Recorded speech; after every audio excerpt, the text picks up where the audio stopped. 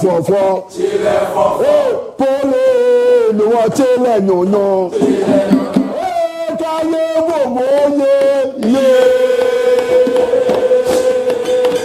Munsemeba Baby Rametimi and my Tima Cosise no bebo the MON-FRI PJ Mone Yebnada na still Yerasu Jena so ye Juma Dren Chairman in a form of text message for SMS and as well. Yaket Mera 020-754-3637 na boa na nema ko ye kama pa etimi ere ama wa wo hwe ne wa otie adwume wa join ya na chese wa yinhia exams ye transfer ya nkomo ya yedi no ehun behia so be ke won ya boa na adwuma di no krabe Fakye TV on Facebook, search on Satoswa, wa like, wa share, wa comment, and our face on Urwani HMA, not just a Fakye TV on YouTube, also no, obit major comment on Mabana, Mababe Kinkate, Madamano, Oko, now we are Mona, now subscribing and Kama pa, etimi Eddie Ame, Fakye TV on TikTok, obit me fully on our Fakye TV on Instagram, Nanema, Akuyepa, etimi Adamami, DIABY, Lutakewa, the other Kwako Ramu Amanone, na Manone Semnapa. Etimi ababa bedamo nonso echino abiafo no wa ha Ricardo Vase one of Sasona B Mohamed Salah the maestro o me no mabwa na pc mu no ato aso da me producers no ye wo Gilbert and Afi so no eben na somo ene tejuma di na chi omobwa mantutu ene ko yi kama pa etimi ede MINT ya na ya ye niama ne na Afi aden ho kakra etimi akwere abe koba ya prestero be ko na Afi amano ne nsem no etimi ahya se ra ma ya hwefo.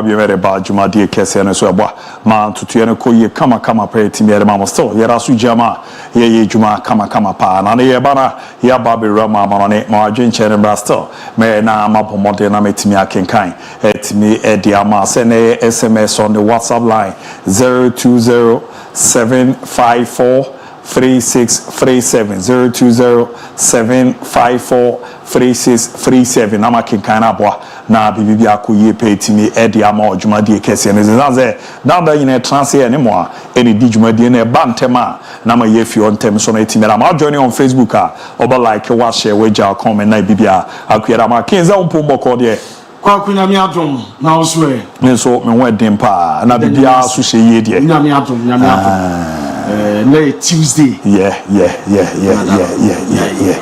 Samanonia de. It's a boss. There are various national teams now. Normally be brief for us. Also clubs na so here. Dudu na eba. Na make for Africa.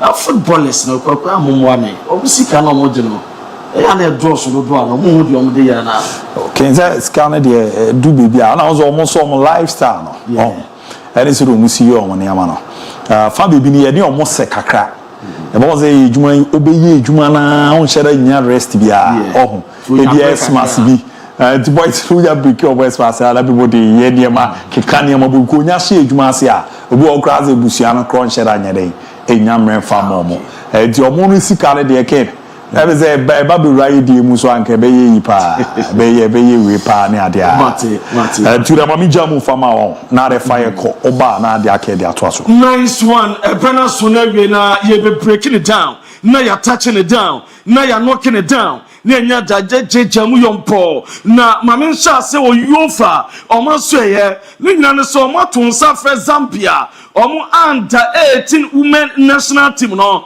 omo tonsa jafre omo adeya yofa mpanyimfo se omo ewramo Turkey omo po 8 nation tournament bi na ya 5 confederations na omo tonsa jafre ma team sawodo omo kosia akobama bibia ya kama na omo hwa bibrema no na Zambia omo under 18 ma football team no ehun behia so be invite omo ma bibia eso etuma ya kama eno reporter efro pa mi checha mo tamamo mame nko simpa on se simpa o Tanzania na urama simpa e wo Cup Champions League omo konkodem akwama bibia so etuma ya kama na urama Confederation Cup ho na simpa team no participate na omo game piom ne MON-FRI ebebo na urama stadium ye fen in Kapa Stadium ewo Tanzania uramo CAF inspection team omuko uramo stadium stadium no meet CAF standard and into the game asempa any MON-FRI bebo no omupo no enye ye dia metsa sempa sa game no eye dia omupesi aka wam na ye ebiso uramo Tanzania omu football federation pay for no sempa for na dinkomo aka chromo esom betuma meeting no ma ombewie bibia ansakwa na inspection team ebe free aircraft so ya ba omatima ba mabia aswatma yakama miamram ewo Morocco the Atlas Lions of Morocco national team na urama the Royal Moroccan Football Federation ejitu omoso omse ba national team Morocco players na omudoma kuma so papa omujeju omoso ese dada ne mama na wotwa the Atlas Lions na Morocco national team players touch it down rival Ucha normal debut keken asudmo na sampanyfo de normal guna kwamo etutu normal ye hihya normal serbon benya a nice atmosphere na biaswetma kama ajama womo enu edeba mami nwo Cameroon report amete esoro Cameroon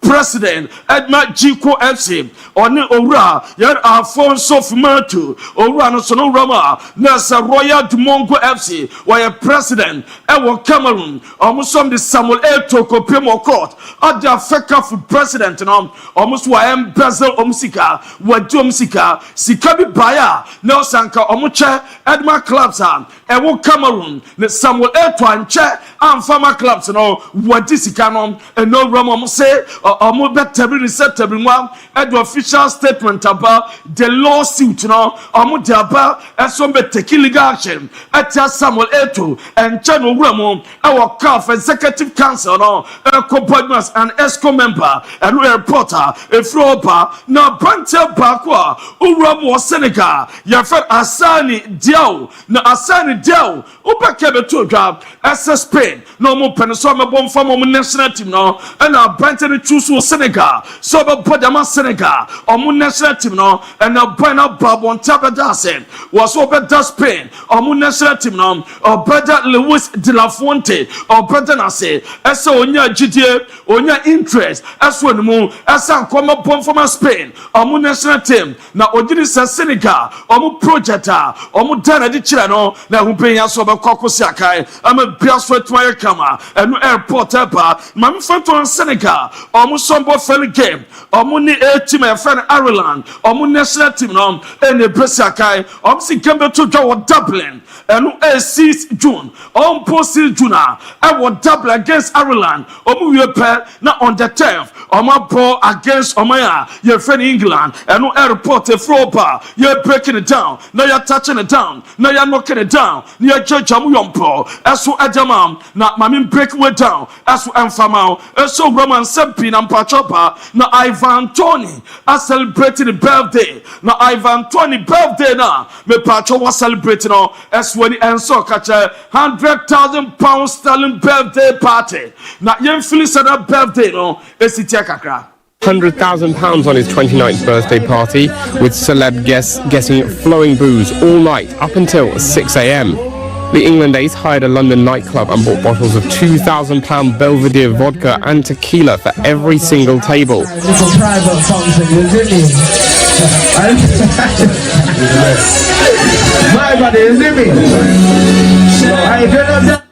And yeah, Ivan Tony and what's in Casa the birthday no birthday no cost £100,000 and the celebrities our birthday and a desk screen as well. Yeah, jamu mama touch way down and from so grandma nurse said my let's go Madrid we saw my kind of yeah friend Richard Metropolitano and Nelson Civitas Metropolitano no said 2030 World Cup me a friend Morocco and Spain and Portugal be co-hosting Barca Salah Stadium way as a be host 2030 World Cup ni be report amete and Atletico Madrid si derby Ebegi Stadium no as what the film mani me part of the hosting venues no there Barca be co Valencia no Mestaya I was to 2030 World Cup ni be ni abusa o team even Atletico Madrid Saturday and am Civitas Metropolitano be host to World Cup 2030 ni be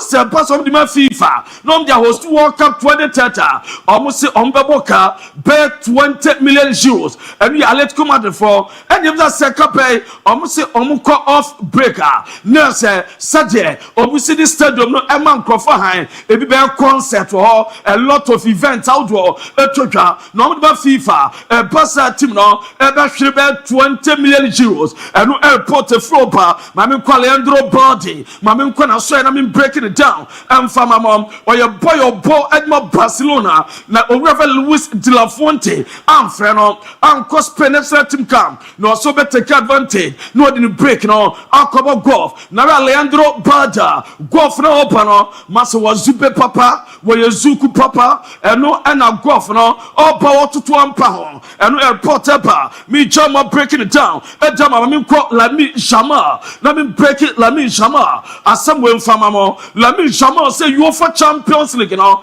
na Rex de Alagaski yakena and I saw Penny House and Dawson was the Champions League Barcelona your favorite song budget and I say Jamate or Liverpool and an favorite so the Champions League no it so group phase Liverpool na top group no na Liverpool frima and your conquest coin next team for Barcelona na favorite budget was say I'm not afraid of any team. I'm not afraid of anything. And you see, Lami Jama, Eja to Jami Jamo, Ejamamon, National so Spain, national team camp, na Lami Jama, so what the yellow card game against Netherlands on Thursday, second leg, and ya de sobe to Mabopi, and no airporter, Pamicha Jamo Jamamon, and Spain, or national team camp, or Pina Waya Spanish Football Federation, president, or Pina Luzan, et visit team no, be prayer come on when I arrive wahagi opanyebe Luis de la Fuente wahagi no I'm a prayer fine be prayer come or church no or more motivational speech players no be motivate to more players that to my edin or muten some president at the actual name and no airport floor bar me church amutama mo the opanyina your friend Unai Simon where goalkeeper at the must play national team no dia tuka was Spain national team no no omu champions with the last Euros etoja the last edition of UEFA Nations League Spain energy was or kase na say or so omu validate omu titles no omu je no asa check akra e was so mutum sa agem foforo and ti game omu brabo against Netherlands no a game bia e was so mutum si form no omu qualify e kopem the semi-finals UEFA Nations League na be bet to be akama and you see Unite Simon Adituga owie and was very important at the moment say game on the ball against Netherlands and Rotterdam I was so massive performance or better result a second leg I advantage Spain and you see Unite Simon at the to me breaking it down at Jamamon me was Spain I mean breaking Barcelona boy now you find Mark Casado and open it to an end I said me koto jono on surgery report I met him as a bueno or so Jide Mapa as so Bobo Beard and Sana season at my Panavia and you Mark Casado. I hope I can play again this season and you and some bueno at the to me jamu as Ajamamo and watching Jamete as over 2 months Bosumi and Sana Mark Casado Peppa Baka Wabaka Babojuma Ajamo Barcelona Bobokono Mamin Pemo Germany or national team Julian Nagelsmann and the Manchano are more prepared against Italy na so far Roma and now training it to be toga now Jamal Musiala and Leon Goretzka and the Manchester Dwaka are more prepared kama some of my quite jamomo na opinion where the center referee are more pointing on so be Jeff Fiatwire at Jama Omaya your friend in Germany or Italy or game on Thursday by your Nations League first leg or quarterfinals at the French referee you have Francois Letizia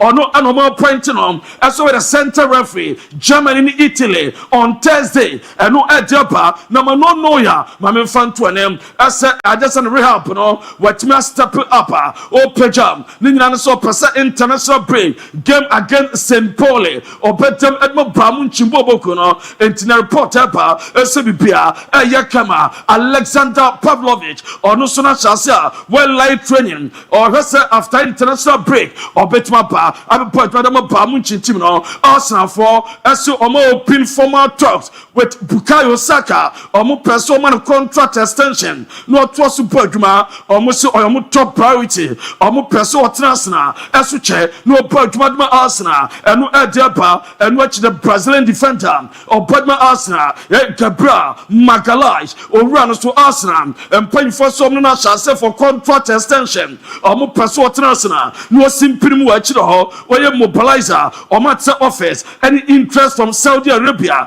as what Mapa Arsenal for some church not Gabriel about Juma at Momo and watch Thomas Partey one Jorginho season or more contract on Arsenal or free agent report I met him as Arsenal Penibia and Partey Kasaye Arsenal Penibia and Jorginho Kasaye and we are Sabeba a person fit to Malcolm now Brendan finally Leandro Trossard on also summer 2026 and a contract report I met as Arsenal ever some best standing the contract as Adamano and we are Christian Eriksen or Manchester United na summer way June 2025 na the contractor Eriksen Manchester United one na abana we na emsan so payinu ba kwahenem was say who wonya undecided yen United for and on Christian Eriksen eni nkomo emusa na sa obetena ana obekọ omuma no contract offer bia e bossadian next possible destination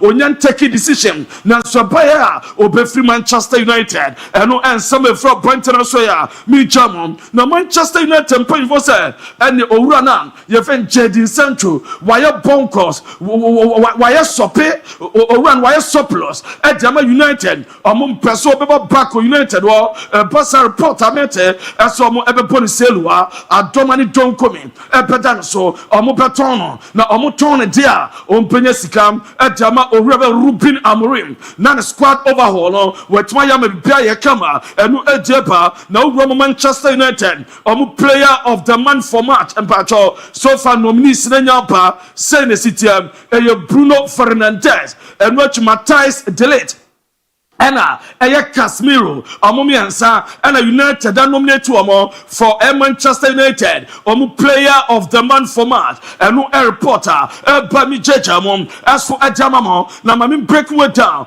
as Manuel Ugarte was it the biggest difference and what league any Premier League pace any intensity was Uramu Chase Premier League was it league physical now so very intense. Said over Premier League physicality is doswa very intense and we on summer play and area to aye jam jamal na moves Bobo Konam sem fan to name as a point very jogo jota person sadden papa if Liverpool Ninian 55 million pounds person former there no the pan over Botuma as at the Emma Womo and your reporter free Omasoya Bami Jamo as at Jamamo na Bante Jean Philippe Mateta okay oni goalkeeper ye fe Liam Robert ni nyina se owura ba bonte din sem piaba tuga was no kra obo owura we ne surgery na ba so sa surgery no obo na ba so was nkanaso na officer na so kra yira was goalkeeper na ote na so floor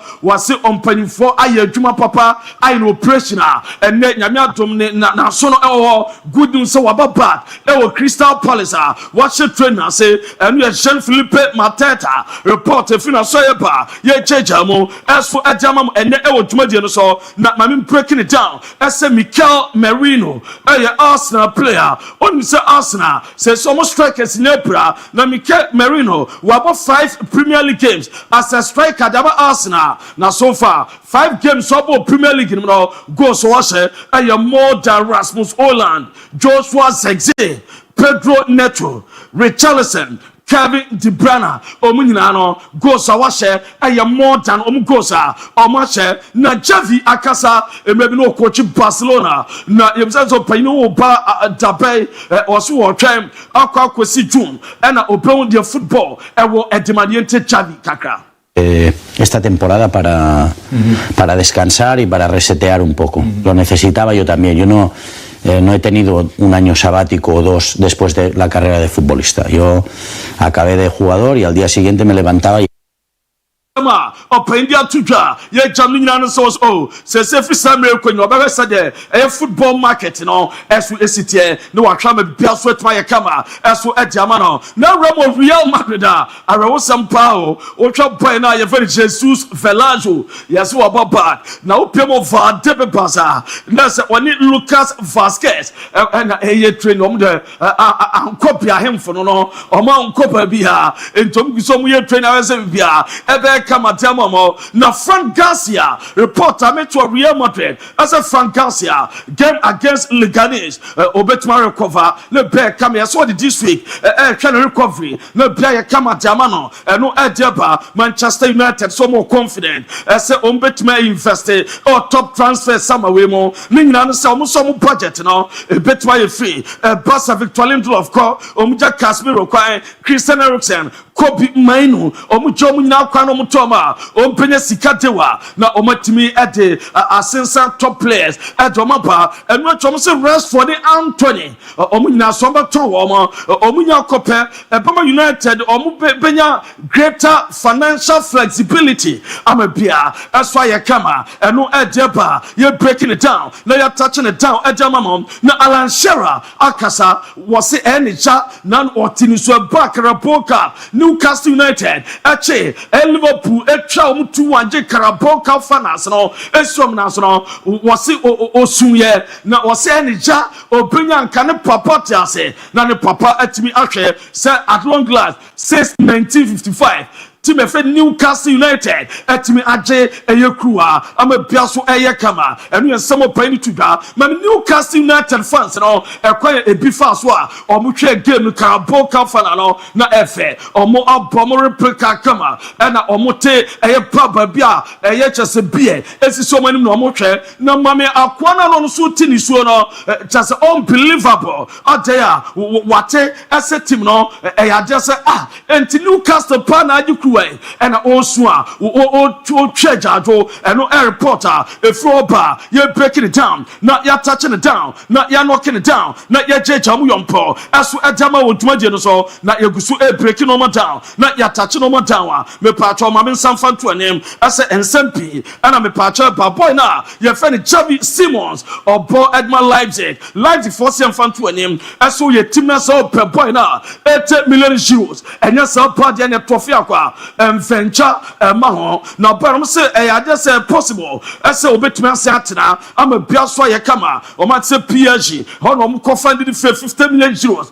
plus add-ons na say omo tondia or so many faso bebre I'm a biaswa to me yakama and no airport a flopa na kawoka a similar for say yes players some more commitment a piece no more pair now when you're so committed so far offers a ban home January no or rejected from 2 Premier League clubs and which is Saudi Arabia propose as Saudi buy Nina or rejected here or person or say a similar just no let biaswa to be a kama as for Atmano and no Adiaba not me patrol Liverpool fans no Akasa there's a possibility some more Salah the Egyptian can open up Ballon d'Or say and a chances and a patriot here. If like Barcelona win the Champions League because you've got the likes of Rafinha and players like that, but if Mo keeps on doing the numbers he's doing, then I don't see a reason why he's not going to win the Ballon d'Or. Like the numbers he's pulling this season, assists, goals, it looks like he's going to break the most goal contributions in a Premier League season. So 40%, 45%. I feel as though he hasn't got international backing. Like his team, like Egyptian team, is not that great. He does have that capability to be that Ballon d'Or winner. However. And no Liverpool supporters no na urama Mo Salah so far Ballon d'Or finishes no set me aka ni nadonya nomination no 2017 or 6 2018 or 6 2019 5th 2021 7th Salah at 5th in 2022 2023 or 11th and at 2024 top 30 na on count grabby and no Mo Salah dear banana branted dancer to face on some medical exams nyame pa the next 48 to 72 hours and obeko medical exams no omako cheke they made said the next 3 games after international break Dumfries on to Sakai and former Inter against Udinese against Milano Coppa Italia and Parma on to MOB na Urama me pacho Bangladesh almost boy kwa your friend Hamza eye chodu owura no me pacho so far ukorama ya just opo edima eye team bakomo eye Premier League no aso for run at mobile begram aso boja mo Bangladesh for na boy ni be piem no me pacho so far wo hwe nipa probably she a Sheffield United player no omo be wo ka no Bangladesh omso nya superstar opepo edema mo national team no enu edema mam killing Mbappe aso France national team camp Clairefontaine abra osensa autographs and air France outdoor se be private my camera and no edeba na France team no koy no the official photo shoot at me akoso ya collab bia there nipa fufro team ya first collab into official photo shooter and the France national team ye no and the just so ye jamu aso adjama mo dwumadi no so na me patro ma me breaking that Jeremy Frimpong eso on sana Afrigana ha na owram Netherlands na o kam boy back friend Rand Gravenberch what o se kwasia what the kwasia kasa na wo kam yentie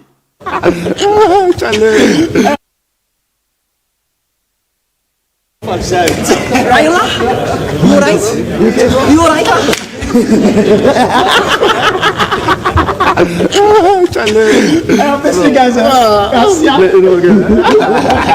What was a kwasia na Juventus for say o contacting FIGC and Syrian panyin for some investigating our insult at Fiorentina supporters no Edmond Juve on Sunday game net to go catch on say Juve murder next Juve shit and o catch on now Grandma Alex Ewobi ne Ola Aina they met say Ugramu e Super Eagles camper o mu mienu e hotel back double bed and o kwada so hotel room no ena Ola Aina ene Alex Ewobi watch say ye jejamu eso ejama no na dem bi wie kura no Urama Messi na kuntunkuni ya just an bodyguard no ya se na ka ho biem na Urama America owura bi o YouTuber ya friend Logan Paul wasa ye wrestler na owura me patcho so far confed biaba e America for 2 energy drink brands na so panyin friend no Logan Paul we ono ambassador edma energy drink e friend Prime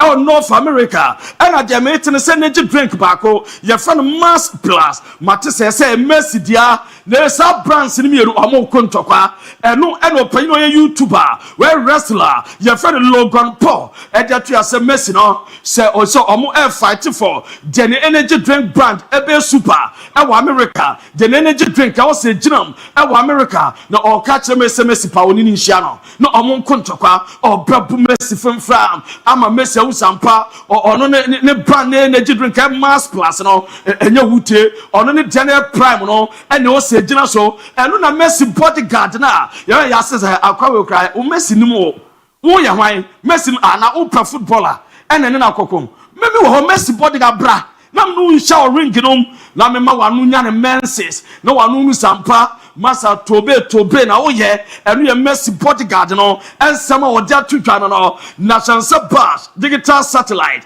adaroma ene ye demo no nsem edipeta wo na bash digital satellite wase enkancho se babia wo bia o pese wo ye decoder business say ye multi TV decoder DSTV decoder Star Times ye decoder bia wo pe no o peni dosopo onu amfamro na ton na nyamfaso a bash digital satellite so de bebrel enu achino se men kan cho se decoder bia wo pe no o ban wa won sabeka bi wo ye adwuma hotel sasna wo pretty pub o pretty a restaurant o pe decoder package no form boss me track akra bi obenya live matches ama customers etme filia enjoyer o from bash digital satellite obenya bi adama wasi decoders be braba enu achino kan cho se we door to door services no babia wo bia kuma se ne important ni ncholo so wo fia udi code na net tetekom na scratch sabaso bash digital satellite wasi fe no o fe no ne mrantin beba fie on ba behwe no mo aye udi code na kama diama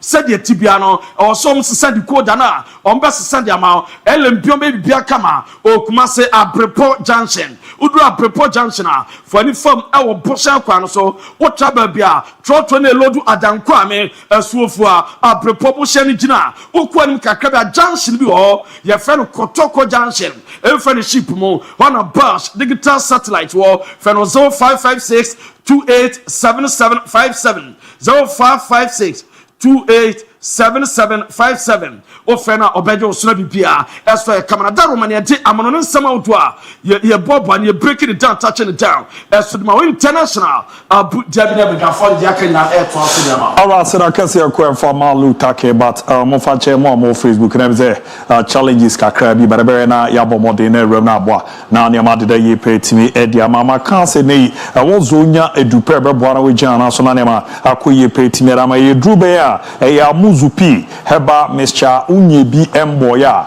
ewo so ye quick na jibi na abo tichu uye bema na ne niama nshara de ye emfa emma ewo wonso no wankasa ohu a na chese niama edane an wahwe na wajibi ntentema bona ma niama koye pere ma se nete bema ojunso na emu ache ewo ansi mu apai jonso no susu kuku wawie no otise waya so wasan ahihya otise jonso e de we no so echuno jonso amogidi tro jonso a na wade ni mu hihyo na afi so kra no niama nshara na ndeda ye timi emfa ma nyina ene se someone so bi agu ade no wadwe a ama na ye kro after kronim kra no ama ntahwe no aba na ewu no eye oya ye pa me pacho eya muzupi heba Mr. Be na aboa etimi ama wogya na so na ne ma koye pa etimi ra ma be ma de onwu ya eri so ma wade ni wu ewo so gya na so pa na abo edwuma pem epim ni yezan se twera pombo e ba asase so no ayase kom enkan hyehye no ho e de wo so didi show edidi form na ne ma ededa ye pe etimi ra ma baby girls no makase me yonko ne mo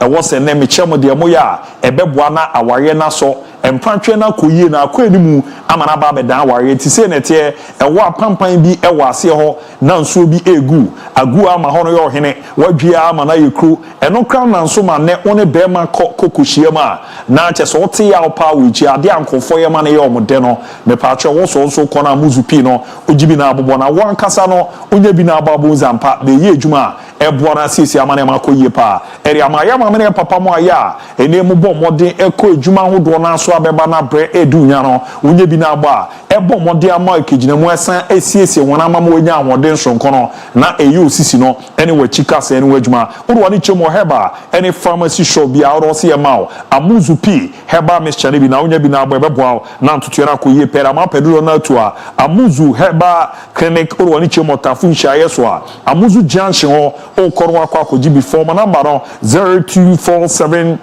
776743 0247776743 na 0241 988884 0241 988884 ne mo ana hyehyɛ no enko yi etimi emfa emma prophet Dr. Samuel Mensah na chesa kwanche papa no dodo na efre ne odifo Samuel na dwumadi a odi ni kroma na no edempa ono wani emienu oda wada de ekoso anadwo bia no nti na ama brabo no ayo si wan tankakra enu utwa ana brabo ni twa wo ma pa na jeze utwa ho ana we da ha oba benkusu ana we da ha okowachi ana we da me pacho ewo so wura mu na Dr. Prophet Samuel Mensah odifo Samuel no akwanche papa na ro ni achi mu odifo Samuel Spiritual Center na so ye no aboa na niama wona mu nyina no wetimi aso ano kama pere ama me kan say no odeka bebri avro bi show ba nya de so sen di so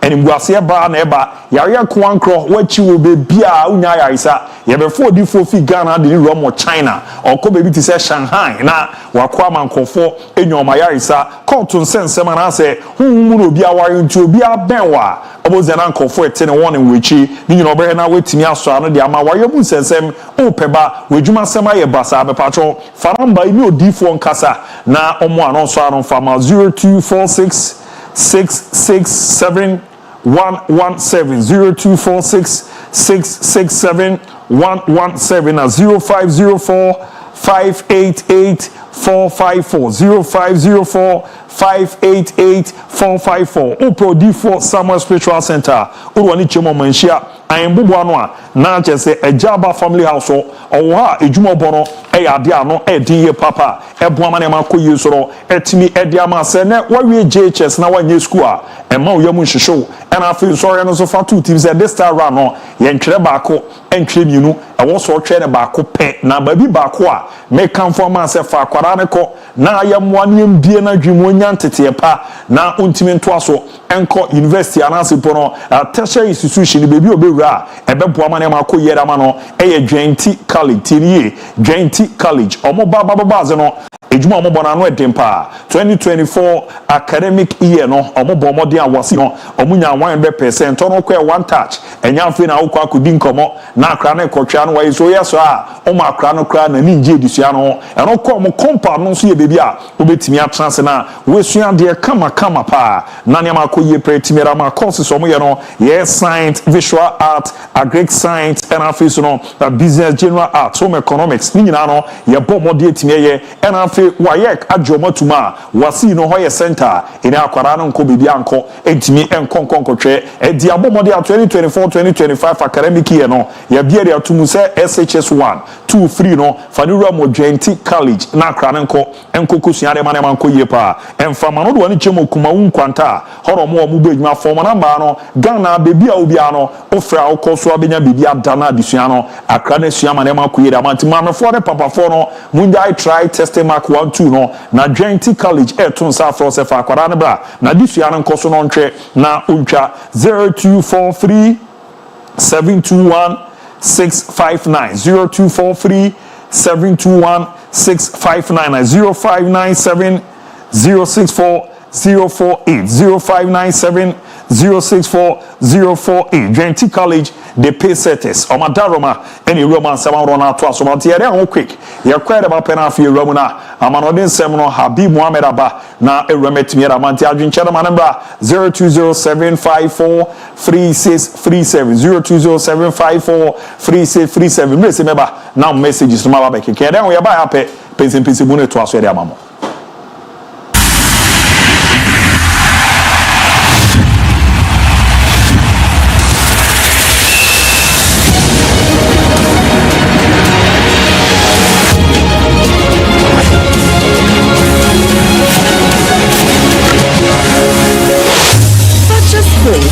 This is sports.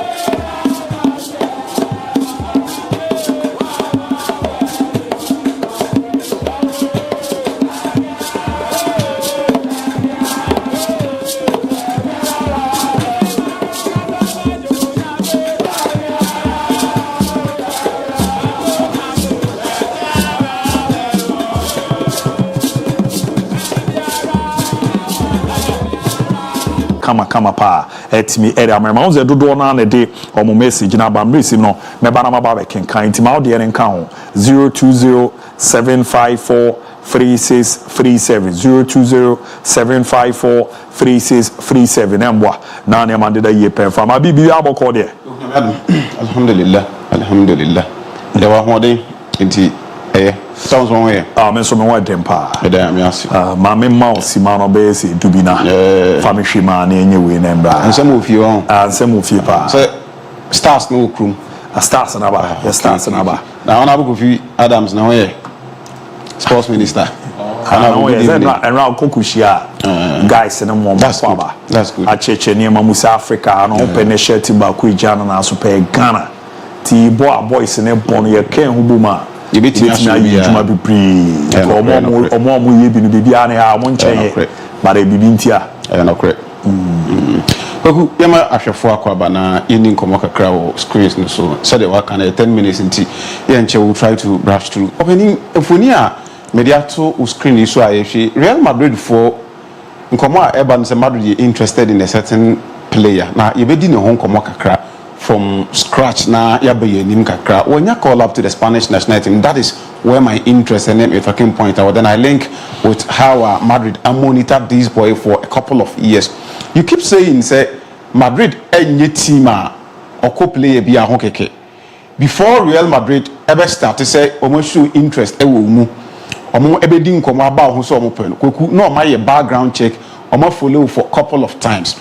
For so what is so special about this boy? Then we'll tell your viewers and your listeners the reason in here Madrid ain't interested in a player EBD home come and for you that screen so Kwaku meaning so over picture any dina ube opinion or that screen so it will be very difficult for most of your viewers and say because career born or boy but one shot that arm more NGD can see brisa because obishia top players like Patrick Kluivert, the likes of Seedorf, any identity. I ask this, you know, one shot that arm just successful time and the career, no, ever twisted to be an uncle be paid ababo ni, you know, and on some ever found one said or daily cocaine any nearby. So you're sentencing into 5 years in prison.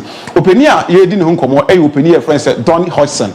Donny Hodgson, Netherlands this year.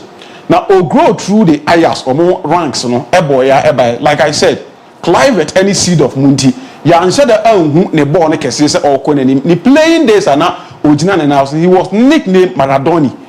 Maradoni, you say, translate here, Diego Maradona, and the nickname because of how now Obonebon. So a lot of people were thinking, say, oh, Dutch, ni anabon ubeti me aboni, a pejadia kosra, upenia, yedin home, my friend said, Donny Hodgson, AUB, ananka, ubeti me arise through that ranks. Unfortunately, when to me, only even a career into expectation. Now, one for you now, this is opinion, or then the and then the bar and the yebedin home, or Mufieni, or Amsterdam, or a Netherlands need this conco, or then the Yirina, every Netherlands, into open confor, or Munchi, and Netherlands this year. So, Moba, no ban our country be also represent here. I think opinion friends at Donny Hodgson, and in the Bushia, our whole coin say a coin be also, or Moba Elsink or Edma, the Dutch national team. Like I was saying, Kwaku, Papa, we equal involve one, and I say allegedly about what daily cocaine trafficking. MA jailing 5 years at Netherlands. Or call for appeal. Case nearby and also, and some night I can find a movie anywhere, and or crane to call lawyers and one appeal. After say, appeal in the and I be told you, I said, Neho song or no beer and some night you define on. You bet me at the album, so you're clear with the sentence. No one quanko servo. Time I just say Mourinho about Chelsea in 2004. Mourinho the first time in 2005 and then he must start Ekoye at the Ama Club at a friend at Chelsea opening on 14th of April. Now about 14th April and none the bar ye bedi no commoding. Kwakwadani bedi 21 years. So 14th April in 2004. Opening and I say 2005. Opening a friend Hodgson Eko PM UK. Eko where Chelsea match after set where Chelsea match na real. And also and the banner bed their fan and the banner 1 year. Now small person can or no the ball now. I was saying Kobo Ekosro Edru level amount for Boni Diakasma when Timiamono. Sa kwada na ordinary baby as DIABY also a define who be an obey to make sure send the ban everybody a star player we are saying we are didn't home. Fast forward Maka Nigel and sense to Obedu Fion or free UK eba Fiona and the lawyers echo dia said na OD he decided say on in a Busiana enter Netherlands Kumu because you are good and you must act some and some potato. So, Opia wanted a man for a territory, as a cocaine de la and Ebano. So, on in a bush, a move, Eddie Free, Netherlands, Edo money, HM, Spain, or mobile Spain, no, and on Bob Huja, cry, your friend Samalaha, Spain, a honor near Bushana best as at that time. Now, about ye didn't home come, Quadan, just 1 year. Now, we could Papani and I said, born I went to Yamon, DIABY or so, ye at the Boat Nebano, Emma Quadan, successful and obey at age 3. Now, the banner start here. Parental control any KB or so mushu edema kwadan omu issue edman. Now growing up, Adiaba Kwane is so special, but they said after 5 years, and I'm realizing say papa James ni bi e wa akoda ni mu ball no eye den ya obetimi abo enti ohwe no e wo hayi sia ne nkwada bremini a wa start ya obobo ne kakra one thing about ne father because of the background as a footballer or try to obey everything possible to make sure ne ba ne be a successful footballer, and this is the 5th birthday celebration kokuye di birthday ne ediaman no aside cake ya ediaman and one was a tactical board any PlayStation or papa na to be edi aba ne birthday cake na so ye twa cake ni nyina na ye celebrate a kire ne kwan am obefa so a football obehu bo no ababo ni because o grow e o Malaga kro no monti koku ye ne ewuam e o Malaga o youth side no akwada na start say obo e o Malaga o youth side obo ya be ye captain Edimo playing so well. This is the time Real Madrid for any interest ever brand we and almost started say on better tracking. But Papa ne say at any given time on the bani bedin komobia obusa ne bani say ball now was started say obo Madrid for any other clubs say Malaga now with ne kwampu team her team ben na da wa koma so akweku no ne ban at any given opportunity obie na no so person about Juventus obie na no bia Juventus. So this is him at the younger age Papa ko adwuma obaye no akwara na akwa Juventus edi agu na mama so signify say ono ne ball no person obo no Juventus a na obebo so go fast forward over the profile a enie ni youth career after say owura Malaga ewie in 2021 eno move here e dey call Juventus say okwa akotos e wo Juve omu junior side no so Juventus signed him, he started playing there, then Juve next generation man the opportunity to play the other place. He scored 9 goals as a defender for Juventus omo next generation and you move on any floor about Juventus proper under Maximiliano Allegri in 2023-2024 and when you kwanya say obobo for club a friend say Juventus omo senior side kweko buy and man because he met Rugani and some important defenders it was ya ball na ojabimo Jose Mourinho ebre AS Roma. He needed centre backs to come and complement Juma the likes of Smalling and Evan Indika mo ayen. So he went in on a loan to sign a Brantia Nidin Ede Arden Hoytson say Omra no omoye Juma and former club and Nidin Ede Roma oba Roma 13 games and oba boy kweku o say 2 goals na the second goal no say no and a fast and by or say the second goal and of celebrity say supporters prior to that game no ma didn't attempt the celebration odidi Roma supporters attempt ade chen yape any yi ni free team say going forward ball unya bi mobim into or returning to the mother club your friend said Juventus oba Juventus no just 2024 and the team and the AFC bomb of Akwakofa na makache oninchi and this all in national team level now we both for the Dutch omu junior side no 17 16 18 19 Spain under 21 and wababisi aka edi amomo now opini anasa abrantia ye di ne ho nkomon kweku onye Juventus time and all sign a professional contract any name na any this is on any papa any mama at any time bia o game e on Netherlands papa ne mama ne fly edu omo banachi e course on bekwa ko bonomo for ene omo center back o age 20 bakacho say April obenya 21 years now why adwuma e ama the Spanish national team call up about for the first time ya told say their friend the Spanish national team so omra no mesi akan enfama La Roya na call up ne by na manfo say na abrantie wi ye who baby will free any ninja there no decide say obebo ediama the senior national team of Spanish national team because enkwada nim obo for that until under 21 and no decide so obo switch ediama Spain and dry kubusa ne papa ne say akwada no and taking a decision because of enema or no papa ne go through our Netherlands ne ba ne say on pese on so ebekwa akobot the the Dutch national team on Dutch for any problem he has decided say Omaya friend say Spain and obe represent no wabon the ball and primary ya wa yen kote nkoma ya say abranti a yedi no nkobekwaku only say the current picture ni the Spanish national team kwaku yen kote a ya so papa ya invite ni Valdebebas papa na kwaku hia Real Madrid for any Madrid for kwaku di nkomo no mo kodi nkomo a omo nkomo no ede ne wuma Madrid for aka chen say after keen interest they are so interested and then in the progression so and the ball now they believe said and the almost center backs no so another center backs build the one for the future. This is one player throughout the progression and in the development Madrid for an keen interested Omedinachi Ediako Juventus Roma any other bomb of Nina born or Ebony so Madrid for any Papana Kwaku shared in Como Nankoma ye gather from Spain and you will actually say Papana I see yes Eddie Amaklaba your friend said Real Madrid say be next summer Madrid for Ebony or club your friend said bomb of her or you willing to make sure send the banner Ebony switch in the Abidjan club your friend said Real Madrid now we're joining the Spanish national team I don't know amount for say Juma opinion friends said Dilla 20 a year for the Spanish national team. Maybe a niche dan so.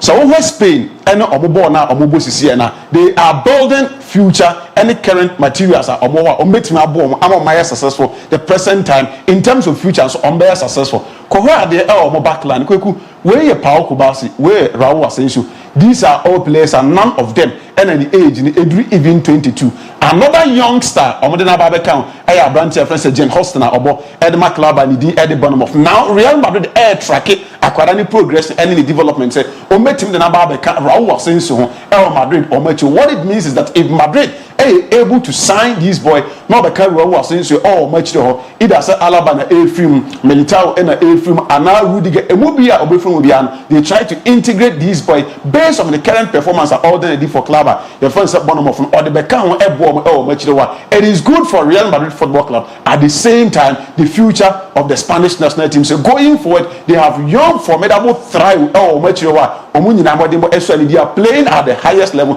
and they are doing so well not only and Spain for our quality players age in the next 10 years no Spain quality football Spain are competing very well in terms of defensive unity are giving you 3 solid players so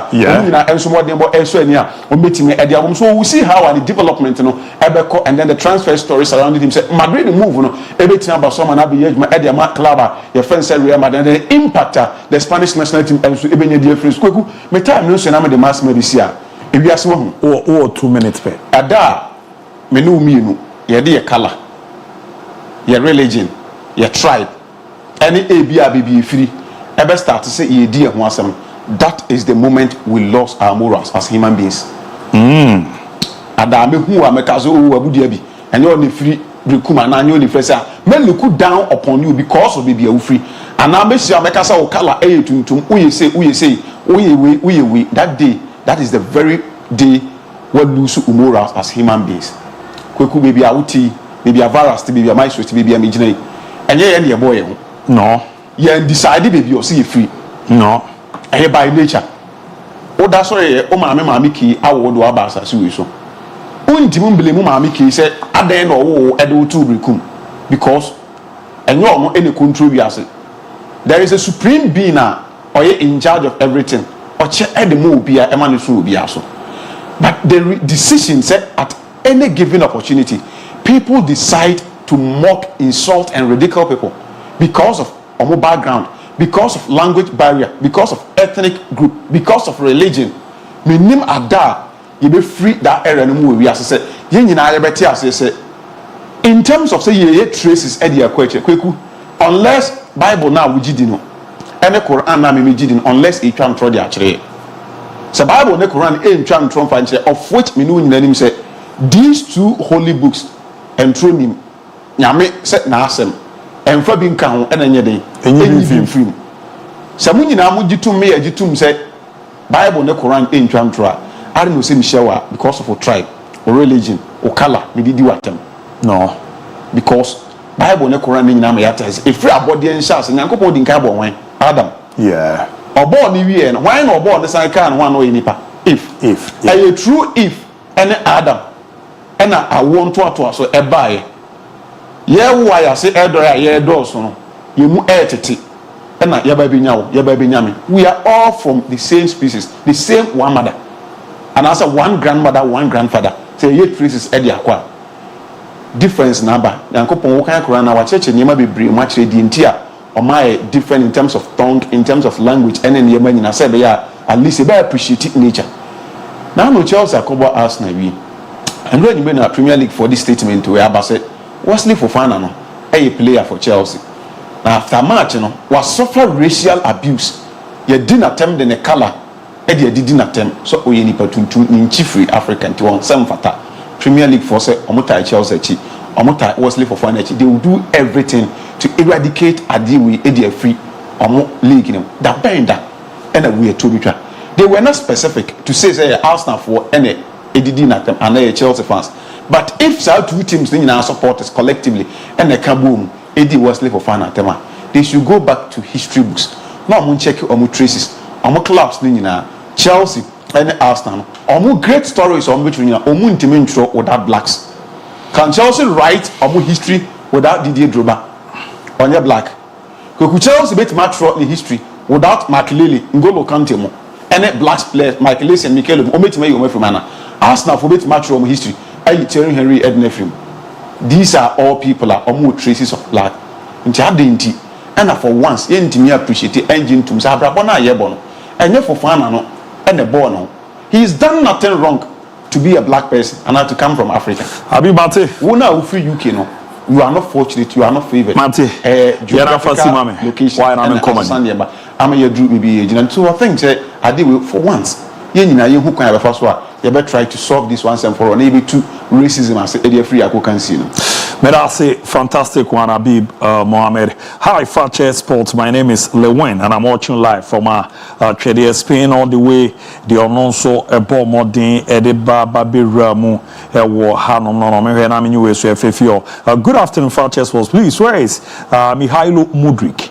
What's actually going on in his football career? I'm a punker from Adansi Dompoase no deba Babi Ramu punker. I'm so no. Is there a cocoa duping test be ma? And no who send meaning to Bonibia. Almost your moon say in Drubia and no fan for football. No, MH almost uncocoy sample, never know you care, Jazz and Baya. Yes, you're no kid, Jabzonia, it will feel all confirm on her Boaman to Tiano. A Kuyi Kama pay to me, Eddie Emomo. Hi, good afternoon. I'm Matthias from Drobo. The show is live here. The also a Bomodi 1882 Jano. Hi, good afternoon, Abu. This Mingle from Southern. Please, do you think Coach Otuado will qualify the Black Stars to the World Cup? Secondly, and the last time I asked you about Earth, and you said we work on it. And only the time is that we can be our own call your various social media handles now. Yeah, when you want the tour, come pay to me at my mingle. Now, Abu now so near my Akuye. I really admire you set up here. Keep on the fire, keep the fire burning, guys. Here I say also the answer the buyer. So, good afternoon, Abu. I'm Schneider. Watch you live from Akruja number 2. Barcelona is the best team in the world, and Ada you like it or okay? Either you like it or not, now train is either you like it or not. Okay. Greetings to Hernandez, Boga, Shamak, Sister Fia, Linda, and all Barca fans. Schneider, Mobana, Mayeni, Yamenyeze Binyedi. Why? And I will so far chest for me a brutal. Keep it up. From Oheneba, Joe Kaif. Need all the things you are at Babi Rana. Hello, Abu. My name is Kofi Poison. Watching live from Mosino. Betting tax still exists too. I did a withdrawal yesterday and they deduct 10%. My shoe. I check here, mammy. Good afternoon, Fakye TV. Please, we need booking a banner. Yeah, I'm a quick handle Saudi Arabia. More update on Real Madrid watching live from Western Region, Jomoro District, Small London. More update on Real Madrid. Let me say, but you guys are doing a great job. More update on Manchester United and also the team here. Good afternoon, Fakye Sport. My name is Miracle from Osu. Rafinha is winning the best player in the world, and I know you don't read my messages. What? Chabai. And then I'm a camera, who didn't hear from America. Yeah, man, they are bantam. Why the bantama? Many I can carry. Good afternoon, Abu Ahmad. You watch you live from Teachman. Keep up the good work, more fire. And I say, no, the Americano Bibi Abo Kode. Simadu, young Koweni Mammy, and I hear any way. I was a David Nentina. I say, Mini, Winnie, but I was a Danny, a Globe TV, Abib. Danny, so here, at your Chiamopa, Danny. Also a chap na is that who be fine so be sound for so the bass wo here to the bar say na we say kan man ana yes I say we league no matter you na then here question anya na question ntimi ja no man dey ya no ti we anya but Kagu my 2 year young footballers no for with what Habib dem are no who decide in terms on what to do a lot of things go ye them who yini na oba enya afi na ogidi is oko far e kwan bi so ama na amwa ntie ne ma memfa ha saa so now planning term a boa ma ne matimi ko ye them a young guy ni aim was to play for Juventus indeed okoboma Juventus just say amfa enene oba be ginam and ma ben mo fa no ma ko ye them so do be so ye bia no bo moden na atimi na bibia ntimi ko ye kwaku ade bia wo ye wo wiase bia no e bia che ne be che but enka hoda say yankopon ka ho na say wo gidi wade na wo ye ni mu a ebetimi akoyie me no ka say Newcastle for ama omo fan ba ko na me no ka say John Bieber betimi akọ na wada ahu say Suma me be sum ye no masuma wi metimi akoda. This is a 95-year-old man. Now ye juma ewo eye swan ship yada na onu esuti bone juma. Wa ditim nachi a season ticket holder for 50 years. Wow. We started say what 12 season ticket no na £12 per. And since then he's been a season ticket holder from that time. And during those times, we shared 1,777 games. I enjoy a lot of games from Newcastle, but he was waiting for a single moment. So some games are share. The season ticket a year nyoma wa ye ninano, he'll get a trophy before probably on once be team yatwana one seado. And over the weekend, team friend Newcastle, Edeman against team friend Liverpool.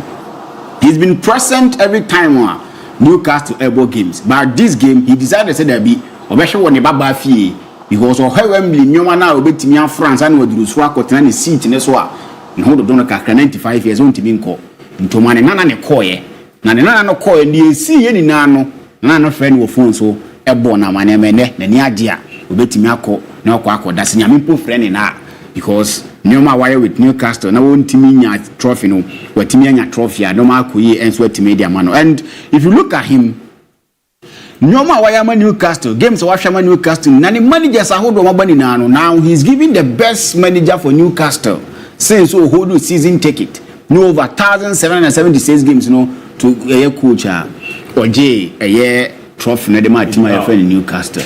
And this tells you say so wudin kunimu a I say sugar guho na entatia eba ho nte ba bi ho dedie obi ape ho. There is a man over 1,777 games that were played at Newcastle, but because of Carabao Cup or attributed the best manager for real friend how because of what he's been able to do for them. He witnessed Manchester United in Newcastle in 2023, which of course he was 93 years. This time around what Tinefie and my team friend Newcastle to win the trophy the man now he can go and rest. The most important thing and so it won't hear the story of John B. by the two chef for him. Kokuma Frona me didn't know Mikel didn't come on Victor Osimhen. And he says the last time they tried everything possible. Same my branch friend Osimhen that joined team friend Chelsea. And Osimhen was willing to join team friend Chelsea. And coach name and so my team near me no say we see a carbon which of course a Galatasaray. And he says but if they want to continue from there, Osimhen will be willing to still join team friend Chelsea. Say Sanetie, now Mikel Obi him say a branch no betima join Chelsea and they are ready to make sure that things will go well for Chelsea. And then Mikel Obi BBI humanly possible to get a branch friend Victor Osimhen for team friend Chelsea because that would be probably the end of their problems. The end of their problems in a sense that when Victor Osimhen jinanimo ABOU game the match team friend Chelsea, he's going to take a lot of boxes. He's going to help Chelsea, games on the ball from next season. The time a branch friend Victor Osimhen to me and see academy Chelsea. You all know, say the mentor and a branch friend Didier Drogba. And what Didier Drogba the match team friend Chelsea, he'll be able to come and continue the moment team Chelsea in team course. When he comes in, he's going to be an upgrade over all the attackers at Chelsea. The Chelsea strikers or more, they always want to have the ball, involve themselves in play and all that. But when you get the Osimhen, in terms of mentality, he is up there. In terms of being a reference point in the opponent box, and so it's something that he's going to offer Chelsea. The Chelsea strikers, they want to be involved. Last weekend against Arsenal, Neto and Nejina anymore. You don't let Neto lead your lines, and you want to win trophies. Saying Kuku Nejina anymore. The last time a catcher was said. Jackson Eprano, you will see the real Nkuku, and you've seen what he's been able to do. They are top.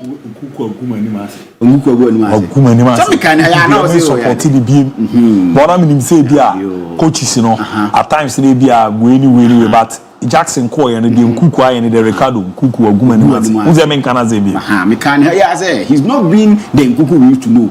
And when Timmy have a match, so when Victor Osimhen is able to come into the Chelsea setup, he's one guy, may say. So what channel physical here, you really enjoy the guy. Victor Osimhen. Oh, when physical here, you will really enjoy him. You don't rest too. We all say, when physical now, when the movement near day, but we need the camera. So her camera never turns now. But so when physical now, when the movement, anyhow, our defenders nyabo si tata or more. I think that he's delight to watch. And it's a Chelsea for new money more. He's going to be someone of the watches. My Chelsea room pensoa. He names not Chelsea war. Now my true grace. So Mikel Obinya Bibia come on. Oh, this is a maybe a bibi in a boss in a bagana. I say Habibi there. Saturday no croy and when also over the British be more hennes are and masa own ball not in more pay before I hey, going to be as you know. Was Shassi any day? Eddie, but I'm only dormant in Bua Bama. A bay was.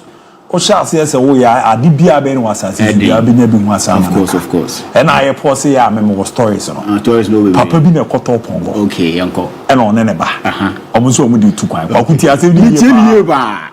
Na omo kono e na o hye ne amagu pongo na chi e na o de ne ba ne tena so omo ko omo hye ani po because na o papa panyi a wafa akra we atena so a o na mfoma ne amagu echi no o di ze o bebre na papa ye ese sa de akra no mu si no o nya de tena so o te so omo ko omo hye aseka wan ti panyi na o te pongo izu akra na mfoma a ne amagu echi tu o nyansa era kwaku osi e na o ne ba ne nam na omo twe pongo no tedo nhwe omo se na pongo ne na mo ye de ne amanko aguzo ada na mo ntra pongo no so omo mienu so furu omo kwa afofo hu omo se etu nim za abo amu beku no nipa mienu mu te so ne amagu akiri ada na mo ye sa na ye papa na hin e na o manta pongo no fa ne ma de bo akwa bi hwe omo se na pongo no ba mo ne ma bo ma akiri yes auntie at times no so that's why sometimes I say me obi ba tentafide rusuro be bia me emfa me hu no bo kwaku dobe he odobe ye wasase wetu bia nipa be kana ade wezu afatu ntimo so obi mpe wasem ade na be ma wadwen so nka wasem dabi bon anuti na me at times so obi di omi ko konsa me pese beti was it vas me mpe wasem de na be ma kan wasem dabi edi utibu kwa no wa obi adi we ade ne ba Ghana ya Saturday ne mema programs manager aye sai na chi Fakye TV ni obi anko bibie no adwuma we yes Victor Osimhen de ne ba Ghana ma TV catch na say we and the team go the mo na 9 ade a ball no ni nyina wo ma bibi omo de beto abibi be kan ni na Saturday no but never level awadu yeah na level ni top ti obentima tokra san ayi we kra san ayi stadium ya ama kuro ndino I think that when it come to Chelsea setup ya dey betimi abo mo India game bakoku Chelsea nyai kasa ade na unjai nyoma na wo ndi hu komo ade 2025 now he's been in the post of Barcelona and I won't lose a game and also Barcelona and won't lose a game and year Bonabaso.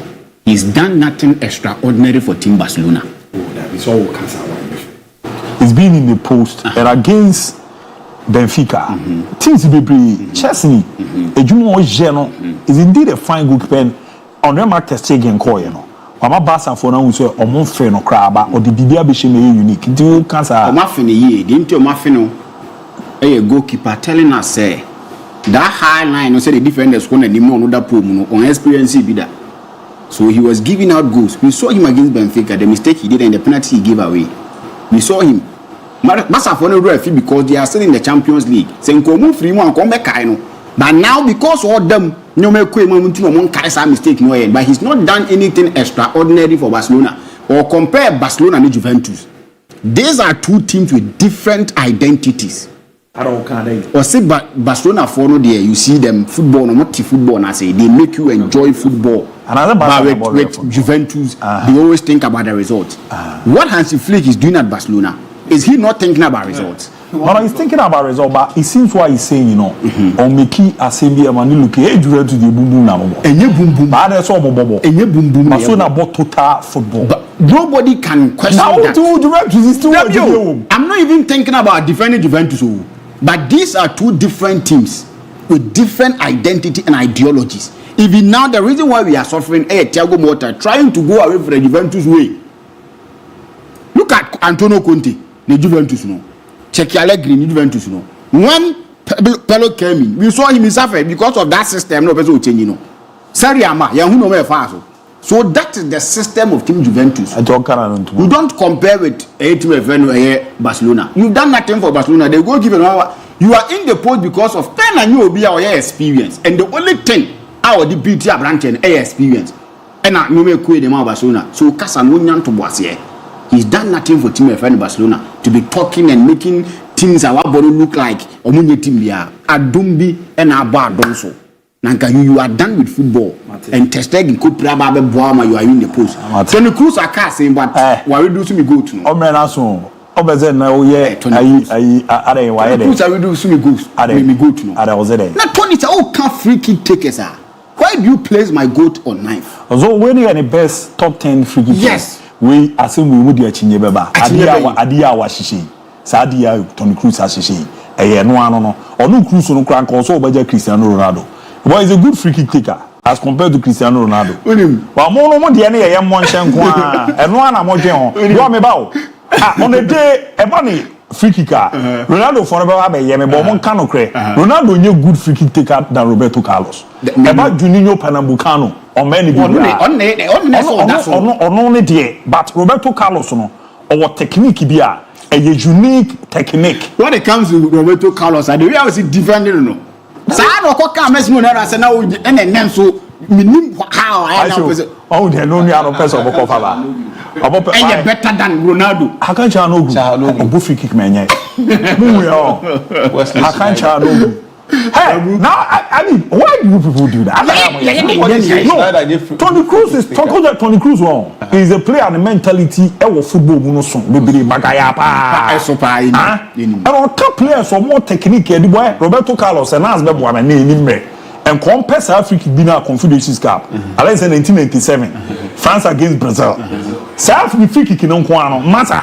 Obena Bates himself born in Kogo Kiku. We answer born about it. He's talking about players or technique. Or when the ball free kicking is super. And the other man rank Roberto Carlos first. If you are Juninho Pernambucano, there is all no free kick Roberto player you know about the China. What is it? We for the Beckham or wine inside say ya. Nana Tesu. Zinedine Zidane. Wow, you need not to be told. Zidane the no. Leo Messi unim. Ronaldinho unim. Hakan Çalhanoğlu can do player technically is very good on free kick taking that. My so some call there. Oh here pa, bi o kama. Oh kama pa. We a special message wa ma ho. Na me message we man kan me nya asem. If one lady, e wa damfu no, ajejumo Mercy. Say that to say my darling my show. Please, I want a baby with you. Ati abeze ba bia dunu mu ayeden. And edi we dey mu ayeden party. So baby bia fa ho a.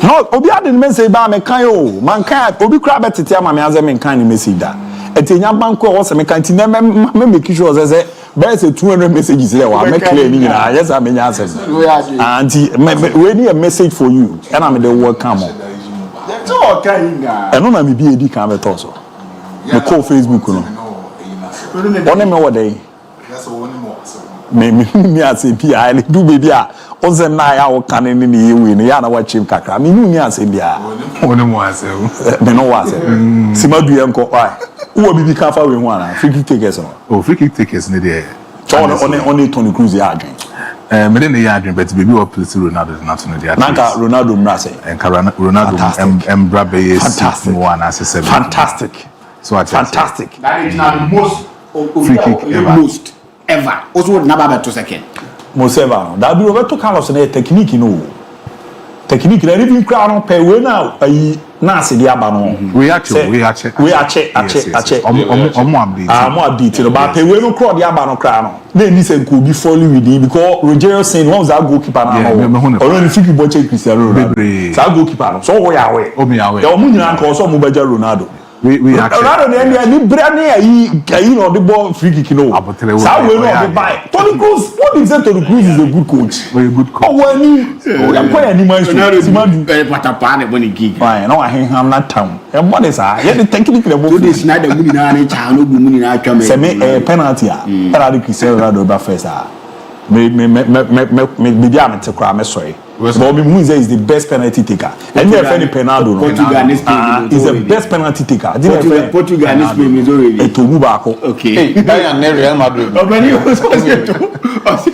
Manchester United Mancho we na la Tony Cruz aye no me na me no na we Tony Cruz na se ya Tony Cruz na aye me ma ye bibi Tony Cruz me nya hwe yo mo so ne de ya be say akancha no gu onu na ni mo ha and I'm going to be free. so go do akwaye ya kwa ni ma so ya kwa ni so mo hu no person who you free be fa I'll pick Ronaldo ahead of Zidane every day. I'll pick every day. The bow. Yeah.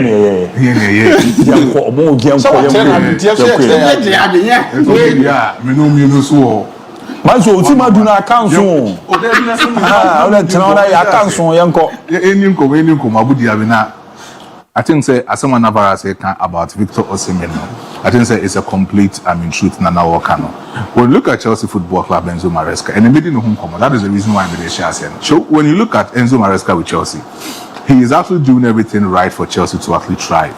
When it comes to say Obeji Football Club, Nefri Mauricio Pochettino, and even Todd Bowling investing so much in the football club, I've been one kind of a person. I have always campaigned said Chelsea should go in for an out and in striker just to lead the attacking force of Chelsea Football Club. Why am I saying this?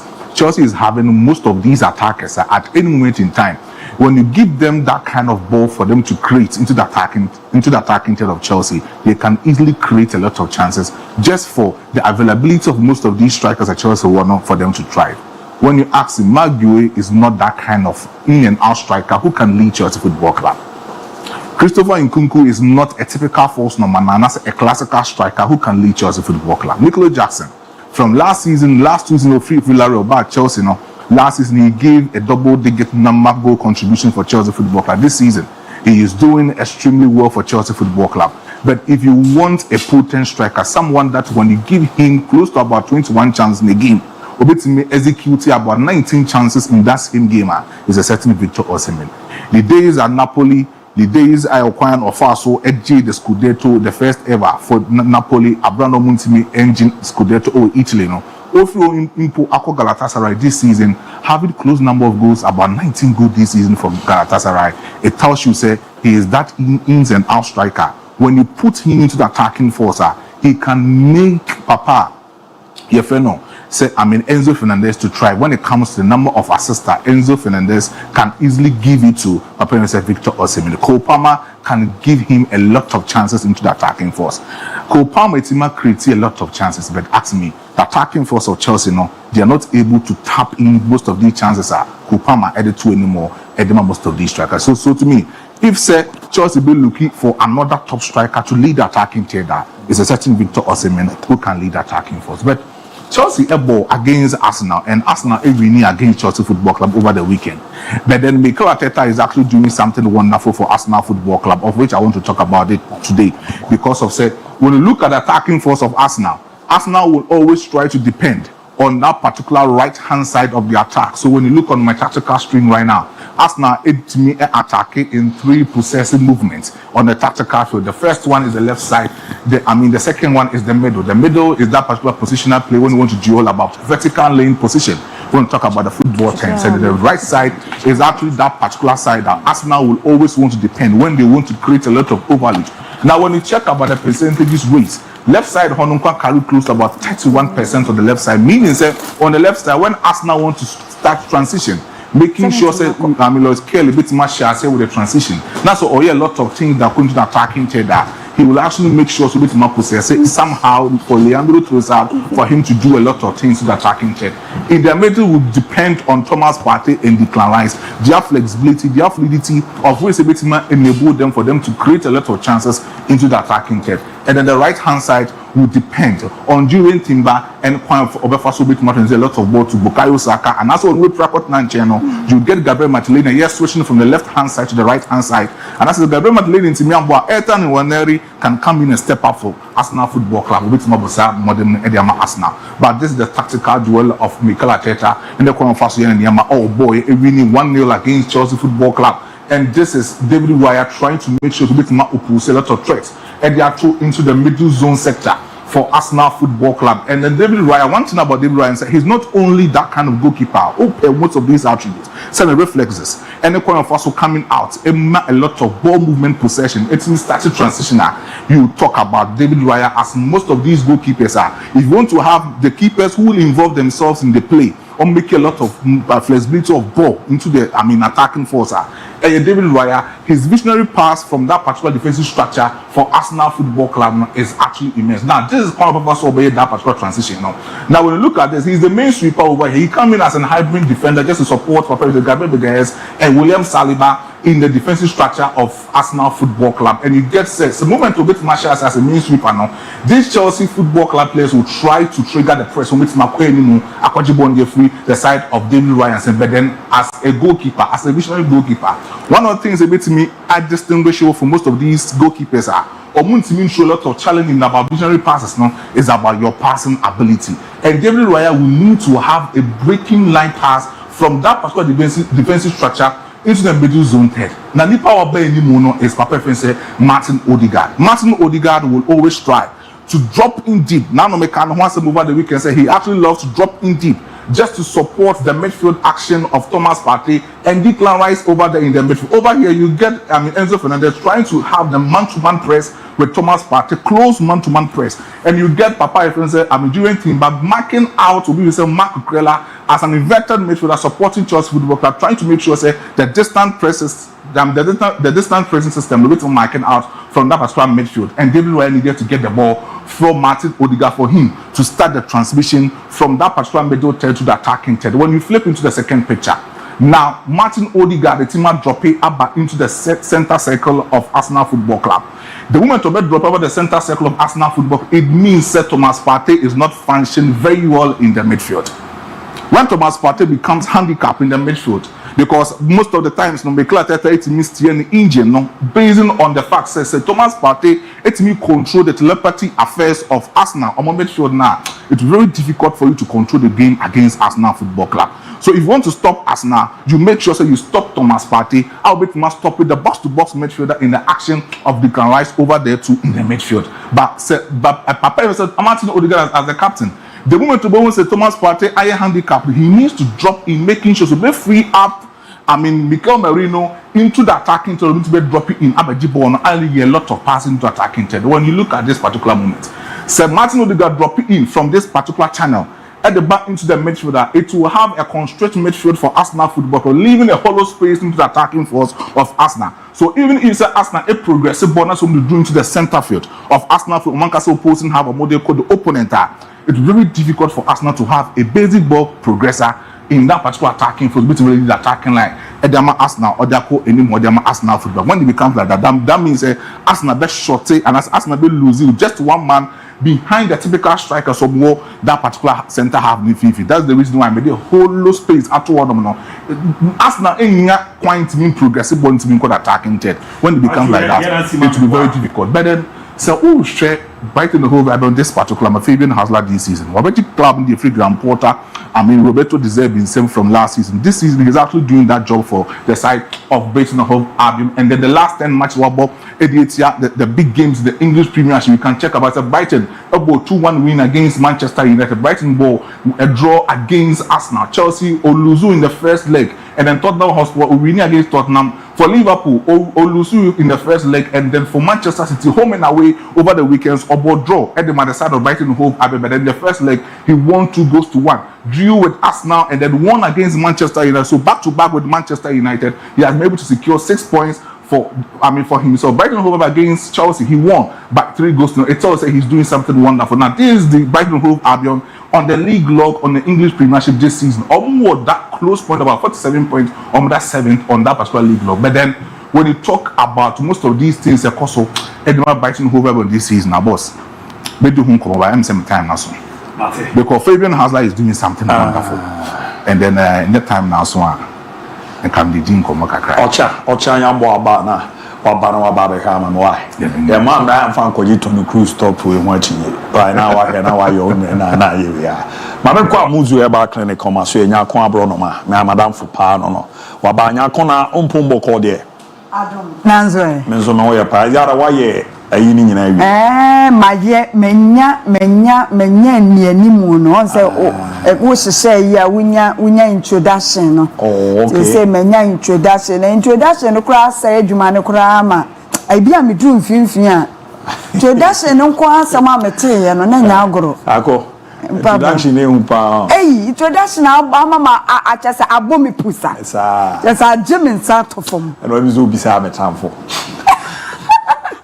watamfo dozo zo bisa metamfo la bra be brain na still I want you be am na ye we ni whatever to yanko introduction nko na jisa okay ni na mane no akwa ba bi meje wo so ene ye kasa be matiase a e ma be manwu aya ajeso be matiase a e ma be manwu fi se mo asem ne ye be ka be ma de a che ne hu nickname enya asem ketwa amafo nickname e coach ba brema ye de be ma brei bo se na wa denden ina konkomo yi na sorry ko na konkomo ache lotoki esokora mfa no na wo ko no wo gene samba but odu mpem a wo mobo pa enyu ono a on say ya na mema ne dudu ono a aya omo nti asese nye sei na no omo tie na afi de eye den Dr. Amuzu aba enemu yade nyina abedwane be se be ma bia wakọ Dr. Amuzu ho a wakọ gie drama ne gonorrhea ne syphilis ekono woman na timi gina ba bi ka se Dr. Amuzu de the pennies doctor no so woman nimu nura a woman num ko omumu se wo hu se wo ba se wo gigi wanim na se wo besiw so a ene wo che India horns wo kwa wo ntehwe eti make am for Dr. Amuzu edi amount se ni nuro na odi aba no pabi nanom na wonom a ebeboa number ni ye 0247 77 67 43 0247 77 67 43 eno eye Dr. Amuzu ne number no ye kira kwan ewo tafo enhia yeso ye frɛ ho Amuzu Junction me pa cho pi eduro no na ya maso yi obi nyumosi Yesu di na ya maso Amuzu pi na ya maso no eduro no a aba no a eye adwuma no Dr. Amuzu eduro Amuzu pi eno ene ye ba beka ho asem edi a kire wo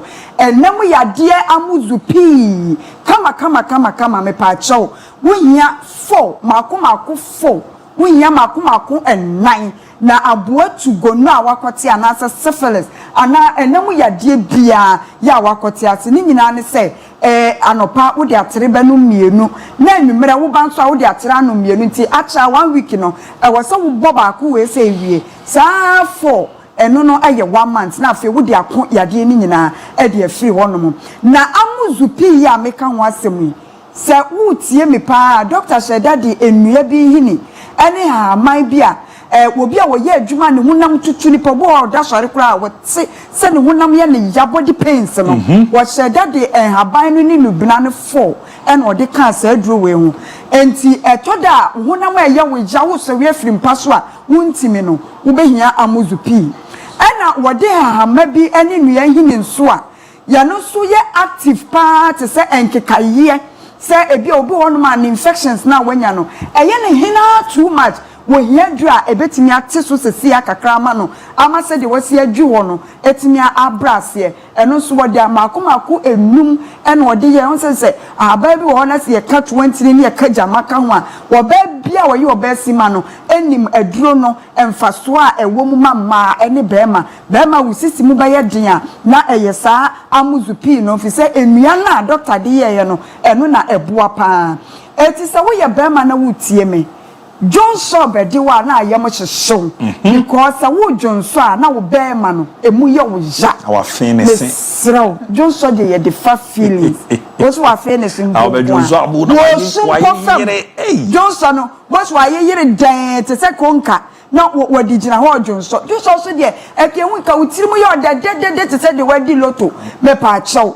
enu an se wo koto Amuzu pi Johnson ne bani nyina ya wo ya wo wie a wo se bi se soso wo onuma Johnson wo nwie da wo se ase wo de se ne flap ni mu na se soso ba Johnson no break eno so ne say me pa chew Amuzu pi eno ene adura ebeboa obi so onum a wo ye be ma wo tie me pa ya no hu se na kwasi matakala wu no na nsan bi ase de wo kochia wa yi ase ne na abeto santene ewo hu na ensan no so ehene pa onte ba na ko eba na kontina adwen ne se o eyen fifisa ebekọ na aba ebitimi ba na ahye nsuo be ma bibia mpusu se ebibi nkoyie so wo de tete ho One share betina was na to adwa from Pieto Brem.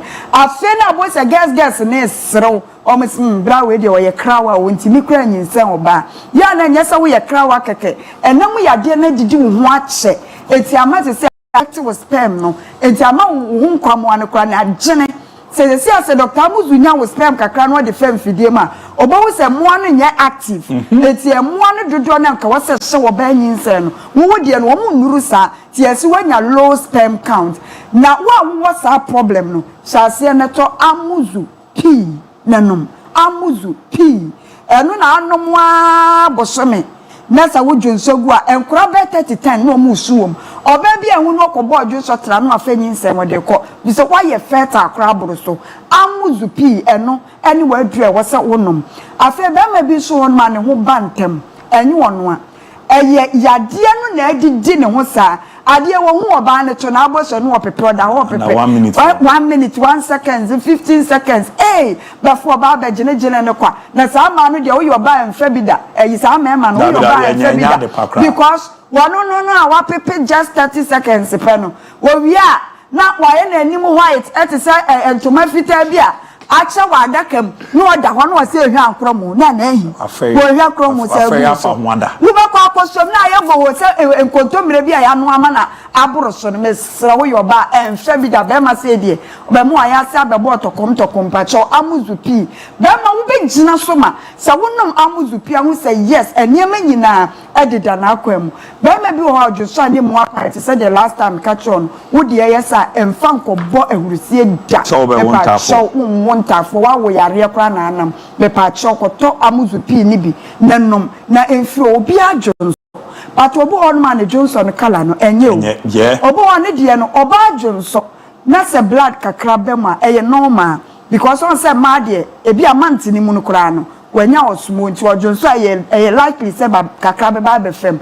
ba wo be ma no so a wo nchima na nti wo jonso na moja say light a enye eye deep nso a enye eti sa wo jonso moja jonso ya ni jonso moja be ma ne ya tumirika emu obi nka nchiro koto amuzu pi nanom en obi so ana jonso no eye too dark what the good of this ma ube flashes a enkoda pampa ye die kire nso nye e wo se wo yem show sa wo yare eti me so aya so wo jonso bo on ma ye won cheke ne ho adwuma ya na didi ni tipo so ne kura ni bula matali enchie good morning aso so Ghana etu hu sa de wo se body tiri te se kutopom poli bia wata da ho match e wo se body tiri hu se yes me be memu a ade na cha we se 3 days ni e wo de ensori da shame I was also a much bigger than that. So be a one. As a sandy panutim, I want 3 days in it. I was so sorry. It is how the onion sorry that the year bra one more which I can say. Me part show. Quato amuzu pi. Nashas, yes, a woman. Me part show bear my bell crown on no base, ye man, any ye. So won't so no base, ye now would say Jawa. Quato amuzu pi. A drew away. Herbal shops, pharmacy. Chemical shops say doctor won etiko na wa ye ne kese enso esun ebo ne so da fom eno ane se wokotobi wo de fesi wo mpaniti anwumiro pon adwuma ba ya no matere ne bi na afei anopa wa nom bi na wokọ de bia bo se bibie sisi so kama e di amount number ne 0247 77 67 43 0247 77 67 43 na edro we say na me di chatro ne na amuzu garlic bitters no ene na doctor di kan e de baaye no na stroke for be me bo hon ma say de na mo wa ya mu nyina mo ye mrantie oko hospital ne e ka choso wanya pressure dodo na ampeso mbe no mabrofo duro no because yes say ya de woto so na be ma ya akofom etiane ne se wonte ni bula matari ho kan wie ye ne de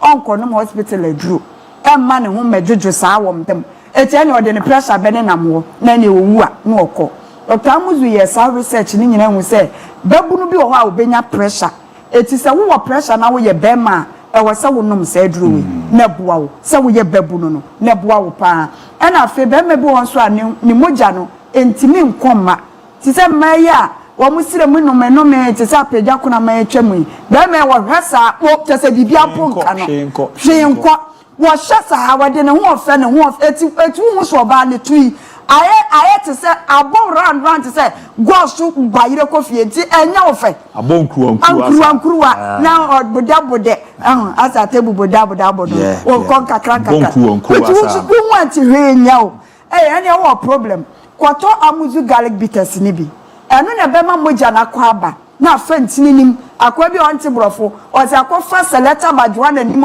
na akwa wurawura wa adwenim mo sade na twere wan emu oden pa eno ye beka se wo ye be memu moja na koba eno ye Allison ene di sa adwuma ne mamo ena selenium no eno so boa mo bread do mema etubo se stress no na ama ohun kwamo anokra agene wajenjini too much etina agene ontimi nyinsen wo baabia selenium ne beboa na protect sperm no kama ebiebie ntini mu na ate cholesterol eso na afei aboa wama wontine mu twetwemwo ni moja enkoma no na ni nyina timi adi afusa ne kama eno ni garlic bitters no eti ne ma me maso sa aduro we se mu pa fi se diabetes fo no eboa wo mo obo wa wodidi a ne pancreas no entimi ntwetwe sugar no ana glucose ni mfeduane na wodi ye ni mu na akota one side wo be wo insulin sa because opese sugar no normalize uhia amuzu garlic bitters na a strengthen o pancreas no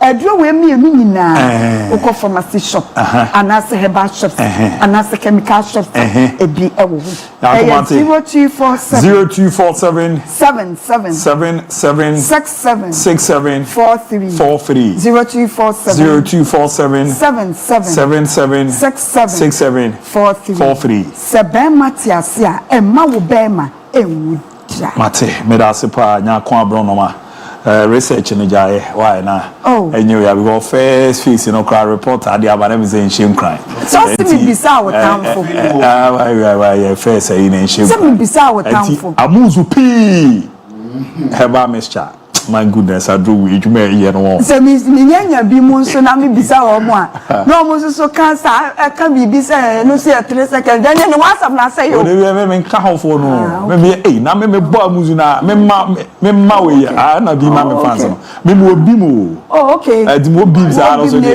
me ni wise mo bi na bi no so no ze eye yi a o tu ze bi se pa no bi a wa chechire na bo sere ho na ade na da bi me chechire bo e de odumadu achire pacho why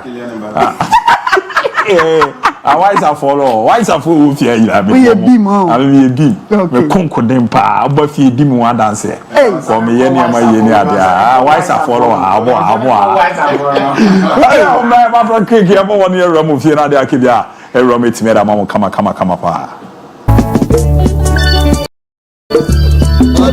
Abu DIABY Abu Pablo Escobar from Amantin straight Fakye sports moody size Fakye sports the whole Ghana sports biani obia say emo Fakye sports Abu chaka se nkoma wono apamfo ni nyina Habib way too much Ricardo way too much Fakye sports papa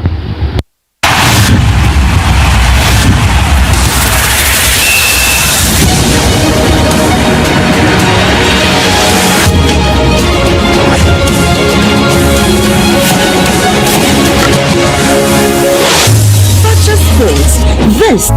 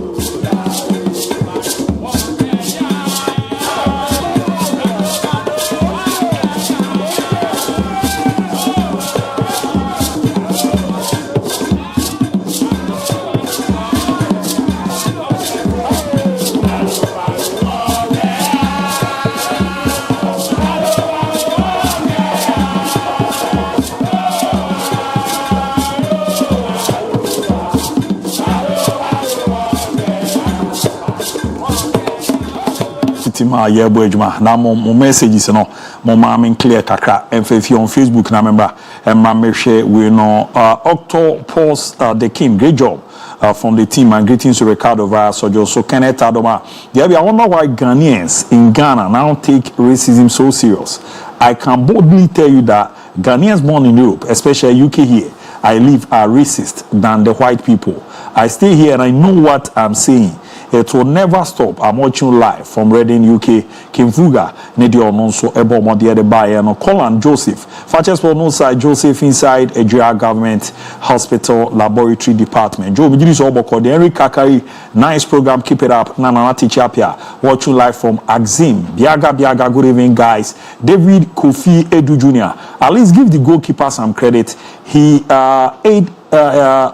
made some incredible saves to keep Barcelona in some games, even went ahead to win games. And you know, John Kufo, great job from the team.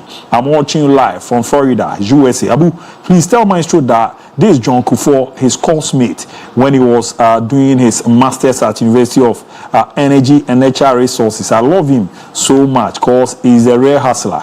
Now, there's a union seminar, asem no kan okay no ye de ono so etimi buy or say Zalem one who I don't agree with you Vars. He's doing well. Say we asem no kan Emmanuel Wa Chesney has done so much for Barcelona. The Testigan you are talking about also made a mistake against Monaco. So Chesney making a mistake is part of the game, but Chesney is even better than Testigan. Hey, you know. You see the Nana Ajamai Prempe. I think when this argument is about who has the best technique for free kick scoring, that one save cry Liu will come before CR7. Ronaldinho, Legrotaria, and Pele, Juninho, the Alonso or the Baby Ramu Kamakana. Even though Messi not making it to the top 6, Juninho Pernambucano having 77 direct free kick goals make him exceptional on top of the list. But what is Roberto doing on the top of the list? Tony list. The Alonso Anane Kunsukojo Krum and so Bomodia de Dodona Eruamwa. I call now on the WhatsApp line. I mean Kankakra. Good work done, DIABY and the entire crew from Diamanga, Brekum Jene, and the Phoebe Rama. Good evening, Fakye Sports. A fantastic sports presentation analysis by you and your crew. The show is live and clear inside and Kranza. My greetings to all past students of Navasco. My name is Adamu Azuri Azila. Nedio no Swerebe no. In fact, Habib, you are so simple. Keep it up from Nana Kofi Kechi inside Nasana, Bono region, Time District, and also Edwin. Hello, I'm standing from Kaswa. Any booking code, I can't see we are. Your handles are out on our qua. I'm really enjoying the show. Daniel inside Bogoso and also the fear by. Was it the name remains Akwesi Bontof watching the show live from Asante Mampong. New Damang. Boss, please come what may. Krobia will win the league hands down. Inshallah. Greetings to my lovely wife Agnes Ipia Enima at Asante Mampong, New Damang, and also Etimi Edira Mam Kuko for watching people live from Mampong Kofia. Say please, any update from the Black Stars camp and on the Eba Ababedun Komo. Abu, my name is Richmond from New Ibiase. You are doing a great job. Keep it up. And I wish good afternoon, bro. Abu, thanks you for your words so sweet. My name is Grace, watching live from Swedro. Nedio non sweet Abu. I'm watching live from Mampong. Butuku minimanyani ya mfancheme. Greetings Nana Jenny Boateng Asante Mampong. Butuku hine and chairman Odeno Kwikwapia from Nana Reverend Nana Ujam Boama. Nedio no swerebe no. Good day Fakye Habib Ramadan Mubarak. I love you. I love your delivery. Sheikh from Konongo. No so Etimeri Abu. My sister said Vars is too fine. So she need his number. Kogumemfana manana. Memfa manana. I mean the guy what the message you have change system and any abrepa. Memfa mano. Memfa mano. Okay. Mebacho on the number ni. Abu Ghana must qualify for the World Cup. Else, if they lose, we will be the Adabi aboard the SR where we are. Fakye Sports, you guys are amazing. Keep the fire, Ben. Eric, need all the fee. Punk Accra. The Baby Ramu Ewan. Good afternoon, Fakye Sports. My name is Robert from Accra. Chelsea will be in the top 4. Uni also the ononso the Ben. Good job, guys. Fakye TV, keep the fire burning. And here the ononso the buy. Tiswale DJ, head of MC. Okay, Group TV, bro. Me did this a BB a kama pay to me the money there. Otamala too. me koba na maba be kind aka ma me hwe na me mra na ni nkoma akra ofie na ye hwe se de niam esie ti afisiem no dos ba me hwe na mabo ne taw pa na ye hu se de niam esie ko ne ade a na no Ghana Black Stars e bomode ekokutri on first training session e ko so ne me say that time we kro mu ewurama omobo modern na ometimi ahya ase na aboama na ma dade ara man training no ade no o ma ye hwe kakra na ye hu se de niam esie ko resident to ne esie tie ne di ewurama anti eno ne di ewurama no ndi ana 20 coach ewo Ghana ha no ne the Black Stars no and e bomode training this one of no eno a training na course no mianko anim why na goalkeeper Benjamin Asari no no so after training no okasa kakra o hwe nsem no so ebo mode edi gya eni nchemu a otimi ede ema ya see no bo mode kan nsem ne chefu. Really, this is Benjamin Asari across of goalkeeper. So far, the first of all, I see that Benjamin say why not say I'm a big part, and so far so been for me now so just be dominant see because you be not me this opportunity by me say me fans in Ghana for me now say.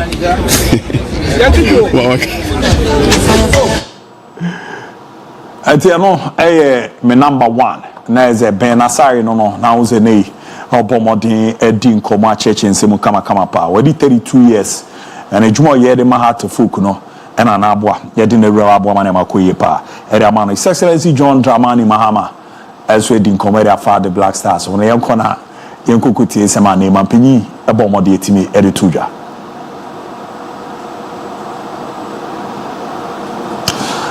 Alright, and you're ready, I am quitting. Abib, Mamma Shasi also.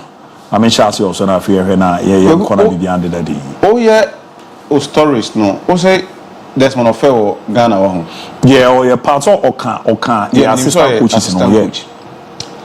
You see, sometimes people do not like to criticize always, but circumstances, Emma Quine said, also criticizing.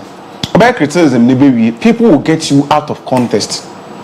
ABOU, the okay, you know, will be no then they think maybe we're enemy. But the truth is, we can't keep doing the same thing and be expecting different results. That is the gospel truth. Say, and then we are the results now. We say, oh, results, results. Then you come back and repeat what you did yesterday. You are not going to get any results. You're under 20 as we speak. Rabat, yes. I'm more prepared towards the AFCON. AFCON is next month. Yeah. Ivory Coast. Under 20 team no Rabat in Morocco air prepared. The head coach of the under 20 Ghana.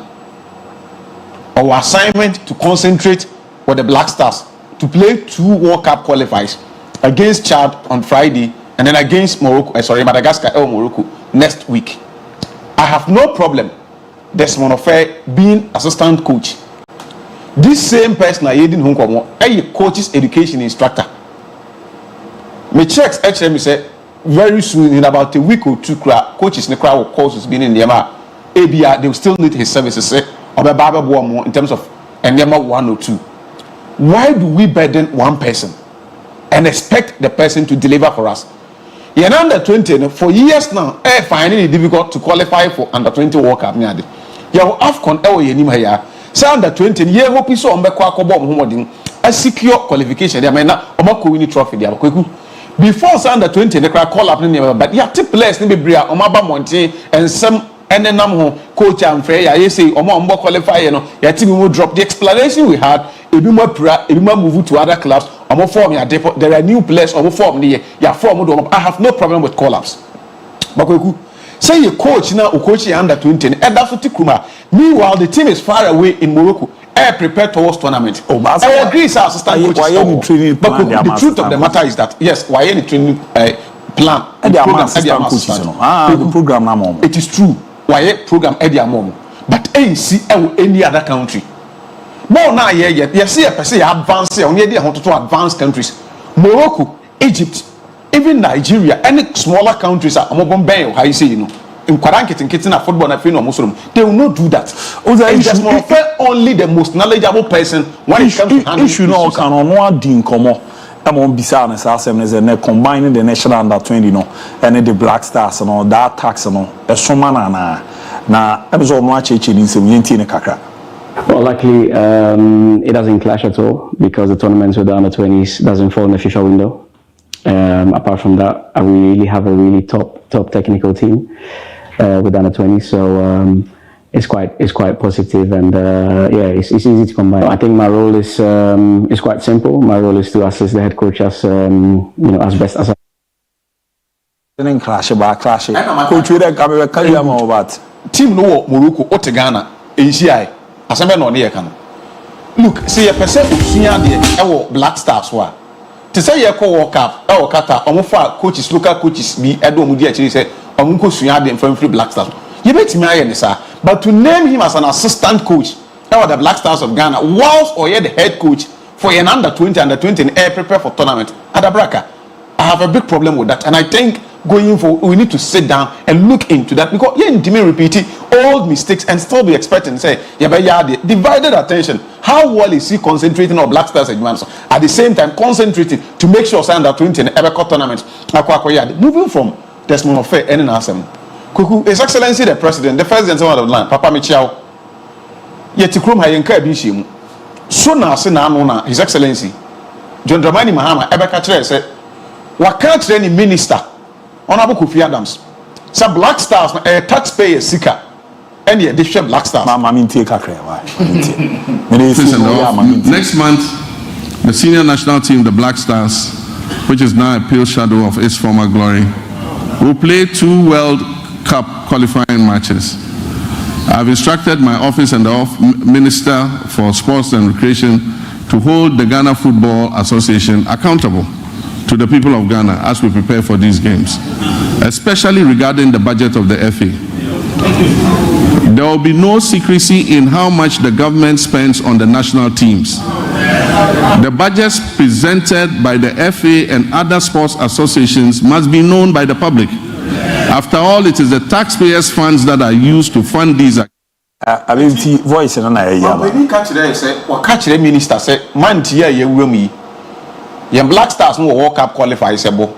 Na public purse, me no tax any TTD Black Stars no can there should not be any secrecy. His Excellency, and then Tuesday. Now production emo Honorable Kofi Adams Sandra we share Black Stars ye busa na about tika sem no. And papa boss our voice no. Meaning say I ready na production meet me abo me. Ye busa na Black Stars tika sem emuaye na Honorable Edema no. Say I ready na kaminya de so masem so na masame up masem. But ye ready amekomanim. Papa ne say baby ejina sisi concentration e wo kwan a ye be fa so a ye be qualify na say be win match. Black Stars seek asem. These boys are rich men. 18. As for money, anyone who thinks that it is money that will make them to perform is deceiving himself or herself. Because it's not about money. Some of them, what they earn in a week, you can't pay them that even for a month. If they ask you to pay that for them for a month, we can't do that. So it's not about money. So money for me is the last thing that I'm considering.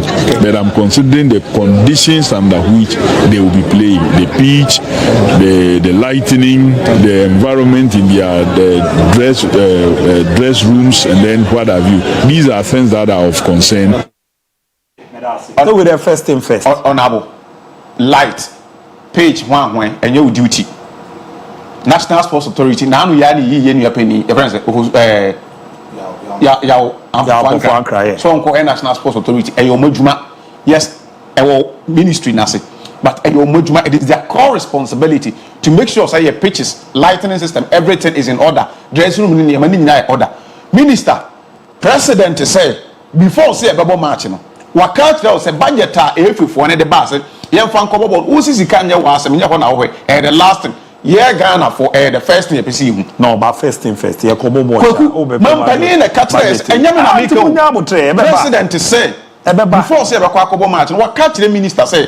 Adia Bakwa Emma Black Stars Nina time e nipa anim Ghana fu anim and they say the BS sikasem into Wakache minister say before see a bebo match no we me ehudi wom and na Tuesday aka 72 hours minister Ghana mampani that ben am bekas kana kire Black Stars 2 matches no yet the team from say if you want to present $5 million some person the box qualify one acquire research na baka kire even 2 million say no question no kire Minister, that ben and other country, PC who you Vas. Born na ye ko de pese hu de e de na wom. Da ben na mu tue sika no. Na anymbia we qualification bonus. And now say you winning bonus. We want to be clear. You be see who say and you say the unnecessary pressure everybody so. But that is baby ejina. Enu nti na mampani e ka kire Ghana fo nyina say opese oyi sa doubt ni free Ghana fo timti. Yenye ni open Ghana fo nyina nti ase. We na ye de am stars no. Omo ko gina park no so ne ye tai o machi a ye yi akoma mata o machi. So his excellency yes rew e bia afo wani so kakra o wure ye afia ye kai wo. Yes o court on for baby a obo tuntuntu na ho ni nya nti ne ye bo so de amawi. Say ehia yen mate ma yen hu sika ewum e yen black stars na say na minister de minya ne time e da na time no onye hwe na unya ne time na why dey onye hwe nti de na unya ne time say bia pesa me kabadi asem na wo kan e be na ugu no onye so why bone onye so why bone what I'm saying is that nensam ne ne ma bi ne ye bia oba ye oka kire ye ene anamo a wa charge ye tutu no e bo abira okay vas mo call there nyame atom me ho ten aza we ni aje mani aje sese mani aje o mani aje mani aje oh mani aje ko ka say mpani dada say yam black stars no e bit maji world cup to make 15 million yam fanko kata nkoji world cup what the minister say yeah what the best players why na ko ka che the then sports minister Mustafa Yusuf o ka che mpani o ka che say bit maji world cup la voice ma video dey abro okay na me ti obi bi ada ma hwe dey abro well as one tie do ma hwe abro say the former sports minister yeah, go walk out. No, I mean what I know is Afcon. I mean what I say special what it takes to go and win the World Cup. Even the but we can do better. And you need 15 million. Down say Sikana about Sikama ball boy ne can't say Mazua ne conform dietitian ne dey try winning bonus. Some movie. She say minister say black stars players ya we continent so they your best SC country bia maybe you do your own say it is not true time na ka me hia luta maybe you do your own say mani aji yo mani aji ngeje mani aji the boys that we say no ba no ka ukura kunkum bo de brem say obu oni eje nka wo ban ka de bo brem o mo koye meeting we na me hwe wani ya tena kama na me ka kira wo say ya wu me catcher was say yamfa ade ne ma bonti na ase me boa and e boy say ka ukura bo kakra ka bozi na de breme budget me ba bonti na wai da brin ka bo na de breme no bi ehu and na da ben ne Tuesday bo na Friday players ne be ba no e sen ka de na ready yemo too much is be ready but see about too much is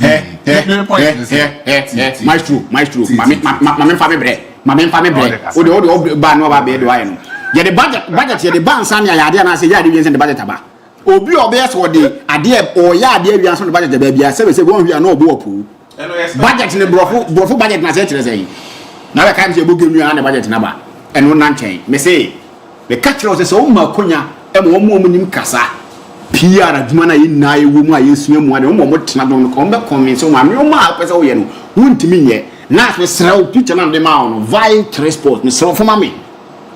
You can't put players in economy class because they rely on their legs for performance and they need enough space to stretch. His Excellency John Dramani Mahama Kachere say official duties be in his government. We are for economy class and I'm a naming full player. Business. First class no so appointees and I'm for say economy. Players in the Fadiaba. Meboa. What is my minister Neka? Say fair economy because they rely on their legs to give us the kind of performance I hear. Black Queen for no Omudo non sana my results. Black Queens, omudo mon sane my resort. But Black Queens no crash suffer to even travel from Ghana to Begon Pesom Kubia Kudi Agro. One of the minister will buy. What was the last Black Queens 2 kwaya on brands and on Black Queens. Dabena BC. Pebre. Nanka coach Jahoko. The round in a contract no one can. Nioma ne wumuno. Okoni kro so kodi ko. Nioma ne wumuno de wo say. Ebini dey. Ah Nancy Henry Sandi Twumbai. E December bontin say nioma na e wo contract na ntimi afford it. By a blasters and keep it me afford it. I'm telling you for a fact. A blaster say we can afford it. See it me just as case Canada boys near there. Just a blasters give it me afford it. During those time now March or friendly games we were told send a whole day the moment. yetini na bi okuruma oh na no na me ne eye bechemsi o ye interview and o ka kire me say minister bia ba aso ne efefo na opo e issue but won tena se pe na bibia ye din ene da ho no ene na da ho na bibia ye say bibia ye din nsema oponi ne ka say obeye no wa divert ye no mafoforo tesi ame no ka say etimi ko dina blasters training ground ka kire ye say you are the best of players hey Ricardo ba one na book of Adams so you wanted the sports minister so on ka say you players no mo nya de ana say me tiaza ide am ka me tiaza o say ba issue ye ko baby ye ga de na me jiro say mo nya o say o beti baka you don't need to tell them only because o ka say ye best on the continent no ba ameba obi ade ye wo do say be ku be che o ku but won pay for ranking mama no it's not like na me fa de nye basis I agree because who share players now be real look in their eyes and tell them say Ghana is one of the best nations in Africa but nation baby ejina no ya to for mo Nigeria mo cry intimi mama president no voice look akreba na fanya de na me come mama president no voice look akreba di kan boy mbese metia de na me fanya ma de kitu so obenya mama ya excellence me pato mama voice no Indian national team the Black Stars which is now a pale shadow of its former glory will play 2 World Cup qualifying matches. I've instructed my office and the minister. Mr. Munchas Mami, a picture of itself. President say the minister say you are the best with the continent. So president say young blasters means a picture of itself. So now can always expect this everybody. Into any president in Yadi. Only titi me ba nyabotre. Ode ma nyabotre. Yeah, bobo we can qualify. Minister ko share players. O show mo no mu din common. Na o che say ye ba na Africa ha. E bibi ntia. Nanka uti azeri ya obe on kaze Ghana the best in Africa. Ode me ba. Ode say nas binya sa voice na na tia. O si players na you kro. Why you do ba kro man show? O kan say adwuma no mu ye ni individual udeti. Ti. Me de me no me de me book nditro ode can do that. So it's not about money. So money for me is the last thing that I'm considering. But I'm considering the conditions under which they will be playing, the pitch, the lighting, the environment in their dress rooms, and then what have you. These are things that are of concern to me, and of course the technical department. When you were finya we na meka me chazo okoma minister MT players and his speech mo mama no e mo na me penye we obi ti omo ne omo kodi nkomo chiache omo no and o make that comment no say e ba na bibe ma no check individual players ayewa Ghana will play about the akane say ye betimi e den aka omo bom ne ne omo ye den aye adwuma na aboa na ne ma koye dia me that's the only thing aka ba wan kaze million we na Ghana na ye ya offer teams for Africa. We are only better than the teams we started long before. I know we are winning. Let's work together. What you say no kind? What is no? In Africa, there is no team better than you. There is no team better than Blasters currently. Listen, I can tell you, Severus.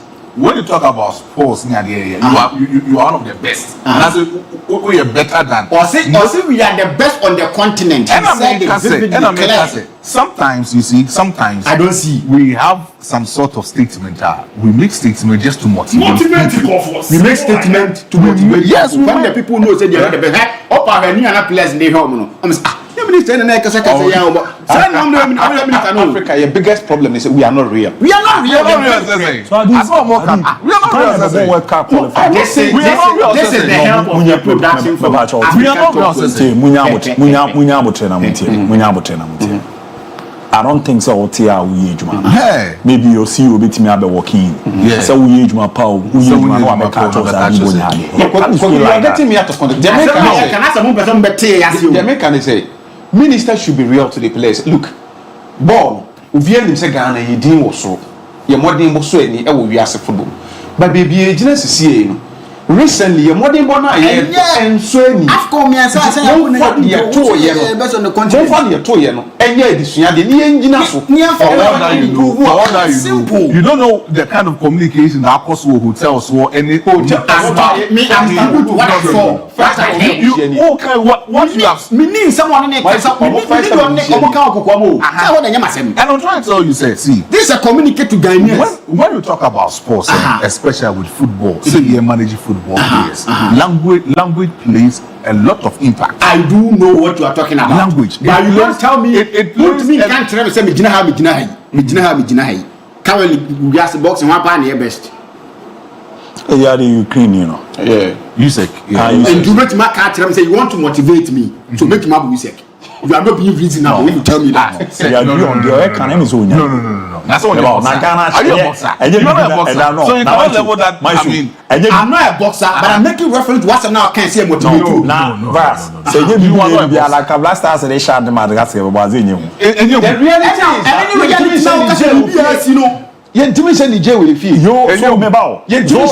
So you people expect to say car. More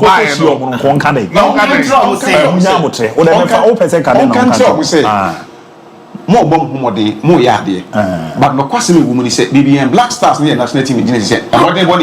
MON-FRI results now up to you saying, and find upon that to help bring back the glory days because when Penias and Walker said, what instruct no one say you bet me and walk back to your glory days, but don't with no place and not catch up the whole African national team be a new artisan. Abrayeti Krum had the job say he has a reason for saying that. Central African Republic ever say he has a reason for saying that.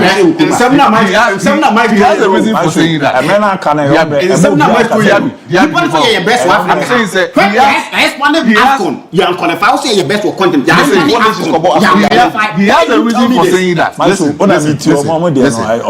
Ghana, I understand since 2004.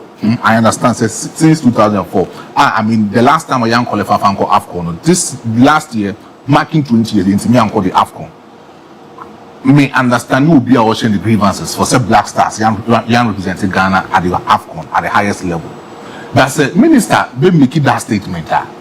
It would depend on the kind of circumstance what Ghana Black Stars know currently as we speak, and then. Qualifying games nearby. This is not AFCON qualifier, but this is World Cup qualifiers. Go and check the table. I'm on double table in my hand. We are matching up with Comoros. Comoros won 9 points, right? You know with the same points. I think it's only a goal difference. It's separating Ghana and Comoros. Meaning, say when you check about Duma coach Otuabe or AFCON, it was very cool. But when it comes to World Cup qualifiers, his work not reflected in the World Cup qualifying game. You want to tell me say you are good at your last work. You are good at your last So you want to tell me say since Ghanaians almost 35 million people who be in the World Cup now, then make a choice to see as a language a play major part when we're talking about say only a lot of players, especially when you are building national team players. And you want to tell me say the minister should walk to the players and then insult them, and I said, should discourage them. Nobody. We are matching up to World Cup qualifiers. My show. Almost same year Monkai. Let's face reality. Mona, FA president, he ever bought AFCON qualifier. Koka say Ghana team yeah. The team brings us to Krobuti. The only FA president. Do you remember? I remember. And the central for the year.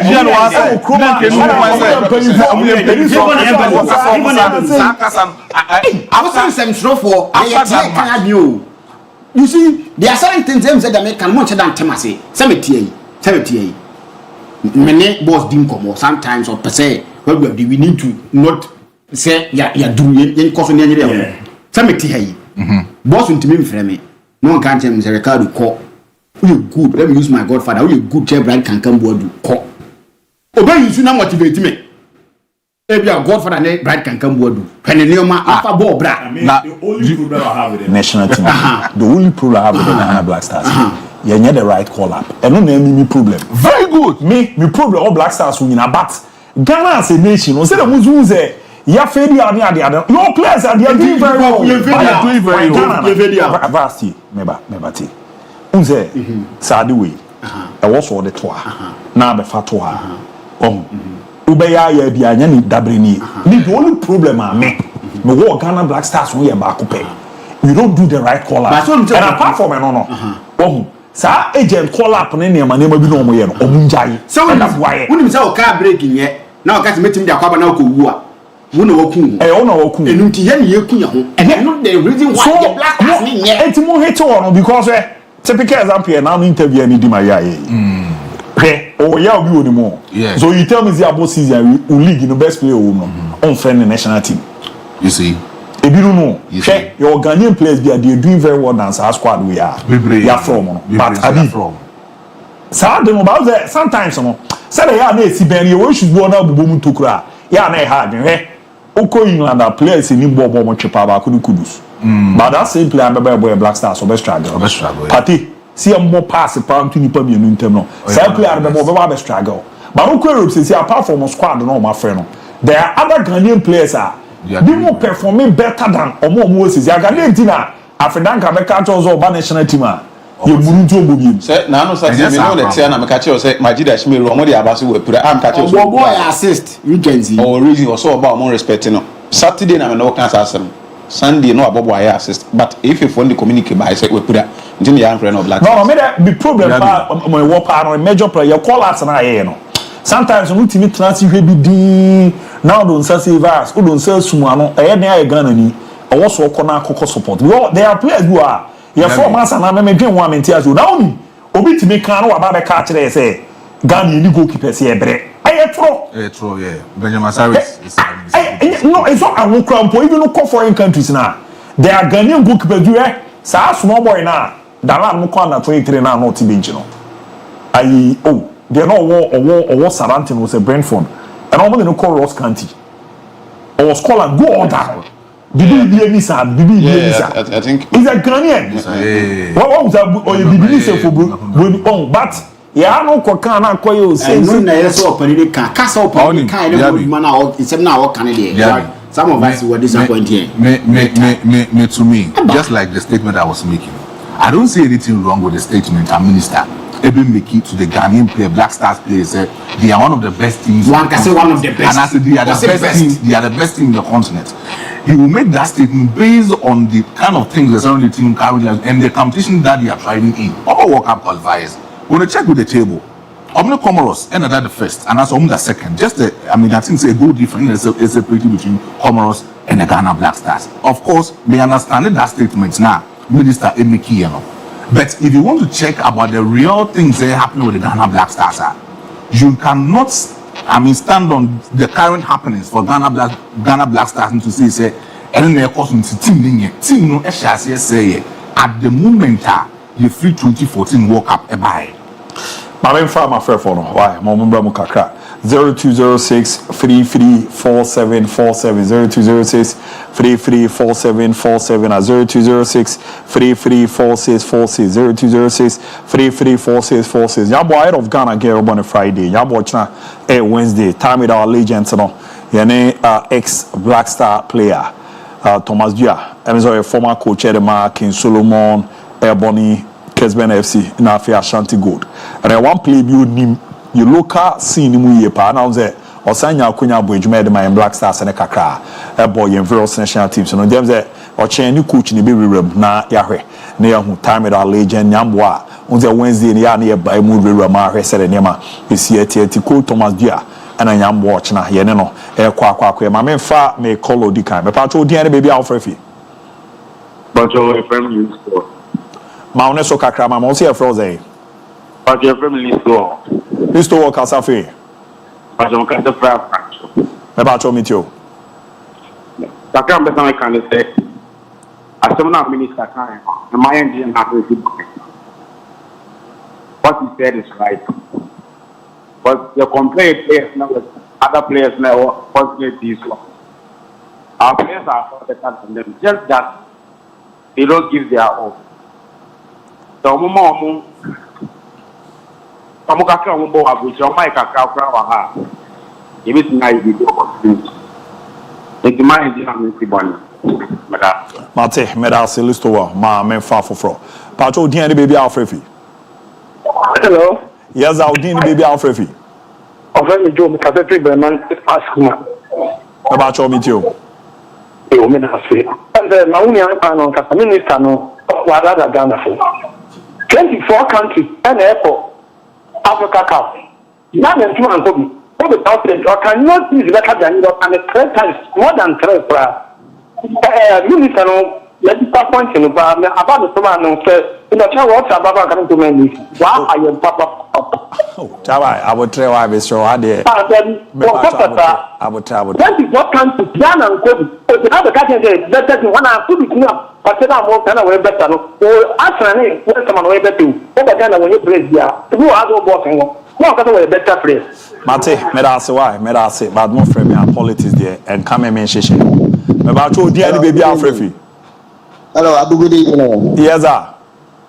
A program is Bebacho, Ozu Dine de Zan Okasefin. Phobia made yeah, phobia crab or call there. Bebacho, yeah, who you permit you? Bebacho Michano, a big phobia. Yeah, Joso. Minister, dear, with the power of the car, the sound. So I know the bomb minister now. You can see who budget now and on Mabo.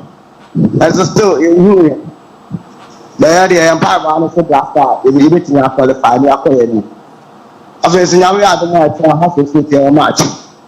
Yes, that's why I need to be new. And now I'm starting to BBC, they go.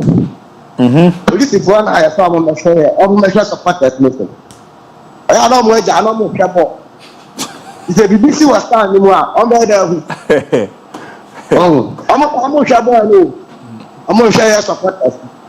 I'm the BBC, you are part of it. I'm not going to there are no more to do. I'm the shop and I'm the first supporters. Mate, phobia ready, a do Mujama, why? Mamma far for Mamma far for dear any baby Alfrefi. Yeah, my patrol, dear baby Alfrefi. Very blank in the Catafri, Brekum. About your micro brekumbo call there. Oh, yeah, I don't hope I call meet you. I said no, can but the agent, we are crying. It's new by the quality of the tea. I said no, can say it. But you know, Casafi. Yeah, Casafi or what? In all committee. What one is you didn't pay there, last one after. If you are waiting, you're more form, and the minister no more Casa, who's in Wakate, oh, yes, he said that is what it's supposed to do. So I'm saying if you come down and expect from this players, and I'm sure they can do something better for the country. That's all. Mate, Merasipa, no control the one can use the black one of the best, another the best. Not even a qualifier, we say the best. Mr. Mohamed Salah from Chile. There's a Bocati president said, first, the near one of the best. By a city, and yet, if you ever say, Omupa welcome.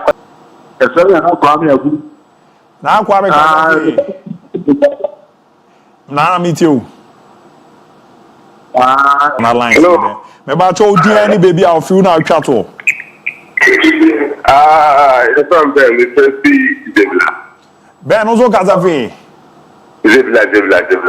And like you, yes, first of all, I appreciate the time. Your timing is very good because when I close from school, it was just terrible. But honestly speaking, I don't know even when Black Stars are playing football. I don't know that they Black Stars are playing. We are now interested in our Western culture and Western and cool. Quality football. But when it comes to that, I don't know what is happening. And it's our tax money. So please, we should strengthen it. Merci, Minia. Yeah, fancy. Special. Ghana for Akasa. Ghana for Akasa. You need the Black Stars next week. I'm not Friday and crying in the about too much. I mean, my friend Baku Sunya, teacher Kofi.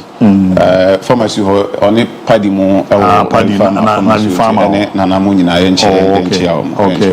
Okay. Maestro, Yako. Maminko Jaso, Senior High School. Yoko, my teachers for the B wall, papa. Miami, dear Emmanuel Drew. energy we na na wa asante mampom wato men kra say teachers for na wo Joaso senior high nkra no so bio mu won ma omo hwe dindindin ti we yan fanchi akese no pa ma Joaso senior high teachers ne obi bia wo hwe bi en anwumi na mo china we sanso aba ate the my show yako vas we be chia ya hefo ni na akosia de pa onzo re show no me chia obi bia da bia de pa na I'm saying I know I was at the pan. You never root so good at about root about okay. Root happen that one. Yeah, root. Oh, yeah. We at the pan. No, go at the pan. Dear meet me about no.